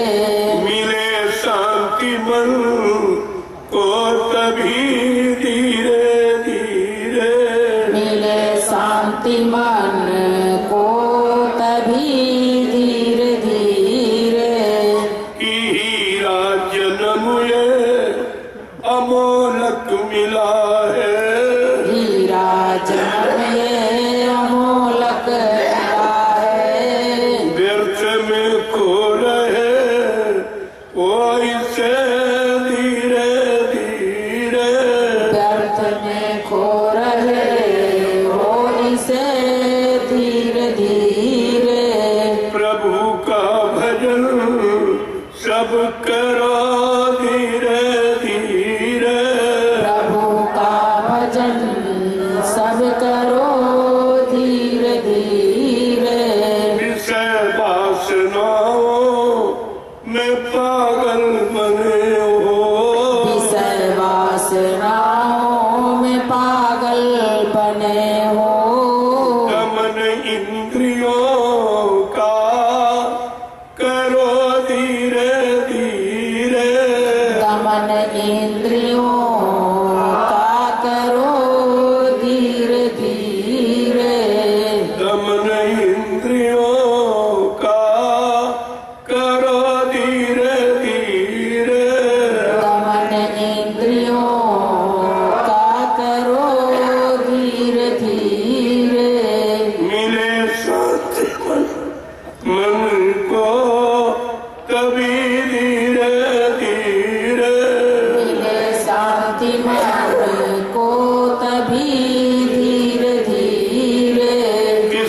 सत्संग सरिता एका जल निर्मल सत्संग सरिता का जल निर्मल मिटे की कर्मो गंदगी धीरे धीरे धुलेगी करम गंदगी धीरे धीरे धुलेगी कर्मो गंदगी धीरे धीरे धुलेगी करम गंदगी धीरे धीरे माता पिता सुत ये दारा बिरादर माता पिता सुत ये दारा बिरादर सबों से किनारा करो धीरे धीरे सबों से किनारा करो धीरे धीरे मिले शांति मन को कभी धीरे धीरे शांति मन को तभी धीरे धीरे प्रभु का भजन सब करो धीरे धीरे का भजन सब करो धीरे धीरे ऐसे बिन हरि ई भजन खगेसा अमितिय जीवन के कलेसा। कहते मानव जीवन में आने वाले जितने भी कष्ट सारे कष्टों का समाधान भगवान के भजन से। ये कलयुग में आपके लिए अनियुगों में कथा वार्ता, कलयुग में सत्संग, अनियुगों में पूजा पाठ, कलयुग में भजन। ये दोनों चीजें आपको समझदारी के साथ समझ कर रखनी चाहिए। जय गुरुदेव, जय गुरुदेव, जय गुरुदेव। नाम किसका? जय गुरुदेव। नाम किसका? जय गुरुदेव। नाम किसका? प्रभु का प्यारा नाम। जोर से बोलो, सब मिल बोलो, बोलना होगा अभी से बोलो। दर्द हरेंगे, सब कष्ट मिटेंगे, शांति मिलेंगे। सबके दाता, सबके मालिक, प्रेम से बोले। ये नाम नहीं इंसान का, ये काम नहीं इंसान का। प्रेमियों, ये काम इंसानों का, इंसानों का काम इंसानों के बस का नहीं था। तो 17 साल की आजादी सब प्रमाण दे रही है। अब तो ये काम संत महापुरुषों के बाद ये परिवर्तन की घड़ी है। बहुत सोच समझ कर लोगों को मुंह से बात निकालनी चाहिए, क्योंकि ये काम किसी के बस का नहीं है। जो लोग थोड़े थोड़े लोग लालच के लिए ये झूठा संदेश देने लगते हैं, संत महापुरुषों के वचनों की नकल करते हैं, उनके आवाज की नकल करते हैं कि हम ये कर देंगे, हम ये कर देंगे। ये कुछ होने वाला किसी से नहीं। इस धोखे में आप मत रहिए, कोई कुछ नहीं कर। बाबा जी ने पहले कह दिया, ना मेरा काम कोई कर सकता, ना हमको अपने काम से कोई रोक सकता। इस बात को आपको गांठ पे बांध देना चाहिए। ये काम किसी के होता। अब आपको मौका मिला है, आप सब परिवार सहकारी हो जाए और भजन करें। बस 2 काम आपको, इसी दोनों काम में तुम्हारा भला, तुम्हारा कल्याण हो। इसलिए इस पर थोड़ा सा ध्यान ये आपके बिहार में लगातार 2 महीने का तूफानी दौड़ा आई। एक काफिला पूरे बिहार में भ्रमण कर रहा है और सबको शाकाहारी बनने की प्रार्थना कर रहा है। और घर गृहस्थी में जब कोई काम न हो, खेती, दुकान, दफ्तर, बिजली, व्यापार, मजदूरी का, बाल बच्चों की सेवा का, सोने के पहले, भोजन के पहले, शाम को 1 घंटा इसी मनुष्य रूपी मंदिर में परमात्मा का आत्मा से भजन, इसी जिस्मानी मस्जिद में रूह से खुदा की इबादत। ये अगर काम करने लगो आप तो सब बिगड़े काम आपको ठीक, कुछ आपको करने की जरूरत नहीं। और केवल इतना अब अपना ले, आपका काम बन जाएगा। अब आप लोग महाप्रसाद हैं, जो हिंदुस्तान में कभी किसी ने न दिया, न आज कोई दे रहा, न आगे देगा, इसे आप ले लीजिए। यही तो सत्यता की पहचान है। सारे आवाज लगा रहे हैं, लेकिन ये काम करके कोई दिखावे, प्रसाद देकर कोई भूत प्रेत या मतलब बीमारी कम कर दे, प्रसाद के लोगों को लाभ प्रदान कर दे, तो मान लिया जाए वो सच्चा प्रेमियों। सच्चाई तो सच्चाई, आज नहीं तो कल तुम कितना झूठा प्रचार करोगे। ये सारे प्रचार को जैसे हवा जब तालाब को काई ढक लेती है, पानी कहीं दिखाई नहीं देता, जरा सी हवा चली एक किनारे काई को समेट के कर देती। इसलिए प्रेमियों, ये सत्यता की आवाज ये अब चली है, ये सारी गंदगी और सारा झूठ समेट के एक किनारे कर दी। आपको इस पर विचार करना। इसलिए जो भी आपको बताया गया है, हर जगह कुछ न कुछ नया आपको मिलता। ऐसा नहीं कोई सब लोग दोहराए, आप कुछ तो वो है जो जरूरी है उसको भी बताए। इसके बाद कोई न कोई नया मोड़ आपके लिए जरूर है। जय गुरुदेव, जय गुरुदेव, जय गुरुदेव। देखो आप सबके लिए दूसरा लाभ झंडा गाड़ दिया। ये प्रभु नाम का जो है, प्रभु मदद करेगा और कोई नहीं। बाकी झंडे अपने अपने नाम, अपने मान सम्मान, अपने कुर्सी, अपने पद के झंडे, लेकिन ये झंडा प्रभु नाम का, सबके लिए। प्रभु सबका है, सबका मालिक, इसलिए सब, इसलिए झंडे से सबको लाभ। अभी आप कुछ लोग तब तक परिक्रमा कर ले झंडे, जय गुरुदेव नाम प्रभु का लेते हुए 21 बार, 51 बार, 101 बार, जितनी जैसी बारी जितना बड़ा जिसको प्रेत भूत लगा है उतने चक्कर आपको ज्यादा। लेकिन इस बात का ध्यान रखिए, जब झंडे के पास जाओ तो ये प्रतिज्ञा करो कि आज से मैं पूर्ण शाकाहारी रहूंगा, अन्य शराब को मांस मछली से दूर, निंदा आलोचना बुराई क्रिटिसाइज से दूर, दूसरे के धन स्त्री और पति से ये परहेज है।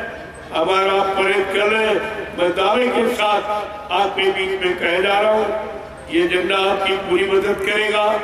ये जय गुरुदेव नाम प्रभु का, ये सब की मदद। कोई हिंदू मुसलमान हो, अगर दवा कोई अंग्रेजी हिंदी उर्दू भाषा की नहीं होती, दवा रोग के निवारण के लिए होती, उसमें आशा भाषा नहीं करती। इसलिए ये नाम जड़ी नाम औषधि है, आप इसका प्रयोग करेंगे परहेज के साथ, ये सब लाभ आपके पास। जय गुरुदेव। तब तक प्रेमी आप इसकी परिक्रमा करो।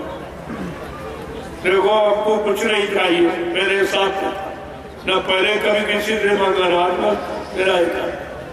लेकिन प्रेमी मांगते नहीं, कहते कि हम आपके साथ कैसे चले, इस काबिले का लाभ आपको कैसे मिले। जब काबिले का दर्शन करने से मनोकामना पूरी हो रही, जो लोग इस काबिले में तपस्या कर रहे हैं, रात दिन चल रहे हैं, उनको कितना लाभ मिलेगा। लेकिन हम घर गृहस्थी परिवार छोड़ के कैसे आपके साथ, हमने कहा अगर भाई चल सकते हो तो चलो। कहा नहीं, हम चाहते हमारी थोड़ी गाड़ी कमाई इसमें लगा दो तो हमको भी इसका लाभ है। हमने कहा अगर हमको तो नहीं चाहिए, अगर तुम्हारी कोई ऐसी इच्छा, ऐसा श्रद्धा सेवा भाव है तो मैं आपका लगा दूंगा इसको, और जो बच जाएगा वो निशाना में रखिए, वो निशाना पक्का करिए आप। असली निशाना तो वही है, एक न एक दिन सबको उस भूमि पर जाना ही पड़ेगा, कोई नहीं बचेगा, क्योंकि चारों तरफ मुसीबत घेरा डालने वाली, कलयुग घेरे चारों ओर, मनुआ जई हो कोई, किधर जाओगे बाकी? कलयुग ने पूरा घेराबंदी कराया, पूरी घेराबंदी कर दी, अब तुम निकल नहीं सकते कहीं से। इसलिए आज नहीं तो कल उधर तो आपको जाना ही पड़ेगा। नो पहले से मैं आपके लिए जमीन तैयार कर दूं ताकि आप बैठ सके, रह सको, सत्संग सुन सको, सुने ध्यान भजन कर सको, ये सब उसके लिए तैयारी है। और कितनी जल्दी दो आश्रमों का निर्माण, जब कोई सेवा नहीं मांगी गई तब, अगर सेवा कह दी जाती पता नहीं क्या होता, लेकिन जब उसी से काम चल गया तो हमें तो जरूरत है नहीं। और जहाँ अपने 4-4, 5-5, 6-6 अंकों की सेवा, वहाँ कुछ भी नहीं वहाँ, क्योंकि वहाँ अपने काम से फुर्सत नहीं, अपनी जेब भरने से, अपना बैंक बैलेंस करने से फुर्सत नहीं, तो तुम्हारा काम कौन करें? तुम्हारा काम करने का मौका था।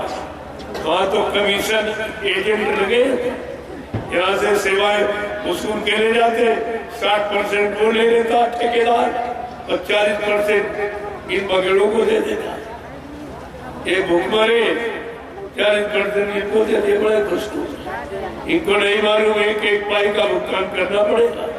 सत्संगी के कमाई के 9 अंगुल ताप और भजन करे तो उबरे, नहीं तो खा रहे हाथ। ये इतना कठिन दर है प्रेमियों का, तुम हजम नहीं कर सकते। अभी तो मैं आपके लिए प्रार्थना कर रहा हूँ, बच जाओ, अच्छी बात है। अपने भाइयों को लूटना, अपने घर में चोरी करना, ये कोई अच्छा काम है? ये अच्छे व्यक्तियों का, चरित्रवान व्यक्तियों का ये काम है? तुम विचार करो। और वहाँ क्या हो रहा? गुरु से कपट और संगत से चोरी, और की वो निर्धन, की वो कोढ़ी, ये कानून है कुदरत का। इससे अब कोई बचने वाला नहीं है। मथुरा में तो झाड़ू लगी, वहाँ एक वजह समझ, जिन्होंने कहा कि बाबा जी चले गए कभी नहीं आएंगे। मैंने शुरुआत में ही कहा था, जिन लोगों ने प्रचार किया कि बाबा जी मन के चले गए, तुम देख लेना तुम्हारे सबके सामने ये मरते ही चले जाएंगे, और सब खत्म हो गए। जिन्होंने शुरुआत की बाबा जी चले गए मर गए कभी नहीं आएंगे, उसमें देख बचा, वो भी सांसें भरा, तो मथुरा खाली नहीं करने पड़ी। कुछ आपको करने की जरूरत नहीं, चुपचाप भजन करते रहो और साकार का प्रचार करते रहो। सत्संग वचनों को सुनो और प्रेमियों को सुनाओ, बस इसी से परिवर्तन हो जाएगा। आपको कुछ नहीं करना, बस इतने काम में आप लगे रहिए। जय गुरुदेव, जय गुरुदेव, जय गुरुदेव। नाम किसका? सतयुग कौन लाएंगे? विश्व में शांति कौन लाएंगे? जन जन में प्रेम कौन लाएंगे? ये 3 वचन ध्यान में रखना। ये तीनों काम कोई नहीं कर, कोई भी शक्ति नहीं, ये तीनों काम किसी के पास नहीं। तब हम तो नकल कर रहे हैं कि सतयुग में आएंगे, पहले आइए, हमको मना ला सकते हो किसी बाजार से खरीद के तो ले आओ। सतयुग क्या है पहले ये जानते हो। सतयुग जिसकी बात, जिसकी भूमिका है, परिभाषा वही बताएगा, तुम्हें क्या मालूम। ये सब धीरे धीरे अपने आप को फंसा लिए, अब इतना फंस गए हैं कि इन पर इस भारत की जनता की मार पड़ने ही वाली। सब पूछेगी कहा तुम्हारा भी सतयुग, कह रहे ले आएंगे, ले आओगे। दिखा दो ला करके। यही तुम्हारे यहाँ के बहुत लोग आपसे तो इसीलिए लोग हैं। मैंने उनसे कहा ये व्यापार बंद कर दी, ये शिक्षा, ये तालीम, ये नीति सम्राट महापुरुष की, तुमको इसके बदले कमाने का अधिकार नहीं। करोगे तो भारी बोझा तुम्हारे पर कर्मों का लग जाए। तो उनको बड़ा बुरा लगा कि बाबा जी हमारा व्यापार खत्म कर दो। वो हट बैठे। अरे हमने कहा तुम सब चले जाओ, तुम्हारी हमको जरूरत हुई है, तुम्हें अगर हमारी जरूरत हो तो आ जाइए। नहीं परिवर्तन तुम्हारे उसका नहीं, तुम सब चले जाओ, फिर भी मैं अपना काम करके दिखा दूंगा। मैंने जब शुरुआत की तो मेरे साथ कोई नहीं। अब बड़ी बनाई व्यवस्था में आए हो तो हम चाहते तुम सेवा कर लो, यही बहुत है, लगे रहो, यही बहुत है। जरा सा अहंकार करो, भट से अलग हो जाओ, चले जाओगे। तुम्हें मालूम बनूंगी यहाँ हम कब क्या बदल दिए। हमारे पैतरे, हमारे अजम का सेना कुछ नहीं, 2 मिनट में बदल दूंगा सब। इसलिए जो सेवा मिली है चुपचाप सच्चाई ईमानदारी से करो, इधर उधर की बातें मत करो। योजना खोजना याद मत करो। तुम्हारे पास कोई योजना है होती तो मतलब भी कोई बनाई, तो तुम्हारी योजना नहीं चली। वहां इतना भारी हो गया हंगामा, तो तुम्हारी योजना कहाँ चली गई, तुम्हारी बुद्धि कहाँ चली गई। आज तुम हमारे यहाँ योजना बनाने आए हो, मैं बार बार समझाता हूँ किसी तरह कोई योजना बनानी बंद कर दीजिए, मैं तुरंत बदल दूंगा। ऐसे लोग कहते थे मेरे नैमिषारण्य में कदम रखा, सोचते थे अब यही रहेंगे, ये होगा वो होगा। हमें भाई ये हम कहाँ रहेंगे, क्या करेंगे, इससे तुम्हारा क्या पता। हम क्या कर रहे हैं उसे तुम्हारा लाभ है, और बाकी संसद बुद्धि हमारे बारे में दौड़ाई, तुम कोई प्रचार नहीं कर पाओ। नहीं, हमने कहा अगर तुम नए निशान को संभाल लो मैं कहीं दूसरी जगह बैठ जाऊंगा। इनकी बात ये समझ में नहीं आई। जब वहां बन गया वहां पे सतगुरुधाम, सोचते थे अब इसी महल में बाबा जी रहेंगे। हमने कहा हमारी पहचान तो झोपड़ी है, मैं झोपड़ी की सिवा तो कहीं रहता नहीं हूँ। ये चलो सतगुरुधाम की स्थापना हो गई है, अच्छा है, अगर तुम लोग यहाँ संभालो तो मैं और कहीं बैठ जाऊँ। इनकी समझ में मेरी बात नहीं आई। मैं एक दिन गाड़ी और पकड़ी, हमने कहा ड्राइवर को भी नहीं बताया कहाँ जाना क्या करना। हमने चलो चलो गए, एक जंगल को देखा, हमने बस यही रही, बस वहीं पर प्लास्टिक की एक झोपड़ी बना ली और 3 महीने उसी नीचे गुजारे। ऐसा नहीं मैं तुम्ही को रखता हूँ, मैं भी उसी तरह रहता हूँ, और तुम सो जाते हो, मैं मात्र तुम्हारी रखवाली करता हूँ, ग्रहण करता हूँ। मैं कोई आराम करने के लिए नहीं आया हूँ, मैं तो काम करने के लिए आया हूँ। मेरा काम है। नहीं, ऐसी स्थिति में मेरे दोनों पैरों में 2-2 फोड़े थे, लेकिन मैंने कहा तुम नहीं, क्योंकि बैठने में वहां तकलीफ थी, बैठे थे लेकिन नहीं। कहा भाई शरीर तो ये इसी काम के लिए संकल्प किया है, इसी काम में निपट जाएगा, अच्छी बात है, इसका क्या मोह करना। ये तो आज नहीं तो कल छोड़ना है, लेकिन काम हो जाए, इसके बाद छूट जाए कोई तकलीफ, तो इसकी कोई तकलीफ नहीं। लेकिन काम हो जाए, जिसका संकल्प लिया गया है वो संकल्प पूरा हो जाए, फिर चाहे दूसरे दिन छूट जाए, इसकी कोई परवाह नहीं, न इसकी चिंता, न इससे हमारा कोई मोह है। केवल काम करने का साधन है, इसलिए साधन का प्रयोग मैं काम भी करना चाहता हूँ। और कहते आप लोग भी लग जाओ, तुम्हारा भी काम बन जाए, बाकी तुम्हारे में उसका कुछ नहीं, तो हमारा काम कर कुछ नहीं कर सकते, कुछ भी। अब ये लगे हुए यही करता, इसी लगे में तुम्हारा कर्जा निपट जाए, तुम्हारा सहज में काम हो जाए, नहीं फिर तो भजन ही करना पड़ेगा, तब कहीं अदा होगा कम कर्जा, और भजन तुम्हारे बस का है। लिहाजा जन पर जन लेने का कारण क्यों बनाते हो? धीरे से काम कर, बहुत थोड़ा समय रह गया। जय गुरुदेव। देखो ये काफिले का समापन जय गुरुदेव आध्यात्मिक ज्ञान आश्रम मिश्री सीतापुर उत्तर प्रदेश 4-5 फरवरी 5 फरवरी को इसका समापन दिवस और उधर जय गुरुदेव आध्यात्मिक वैचारिक प्रचार समिति कार्यालय का उसका उद्घाटन और रविदास जी की जयंती 3 पर्व है 5 तो जिन प्रेमियों को शामिल शरीक होना है तो उसके लिए जानकारी दे दूं कि काफिले का समापन हुआ कार्यक्रम होते रहेंगे लेकिन समापन वही जहां से चला हूं वही इस बात का ध्यान रखिए। सब जगह इधर उधर तो प्रचार मत करिए। तो हम लोग कोई कह रहा किसी नगर कोई कहीं कोई अपने मन से कोई बात मत निकाल तुम्हारे अनुसार कुछ नहीं होगा। इसलिए जो बताया जाए उससे कम कहा क्योंकि बताने का मतलब कुछ हमारा और है और तुम्हारे करने का कुछ अर्थ और होता। इसलिए यानी 16 आने में तुम 12 ही बात की 4 आने छोड़ तो तुम्हारी बचत हो जाएगी। नहीं बाद में केवल हमारा पूरा नहीं हुआ हमारा अपमान हो गया राजा कोई काम मत। मैं 16 आना कहूँ तो आप 4 आने छोड़ इसके लिए ज्यादा अच्छा है। जय गुरुदेव।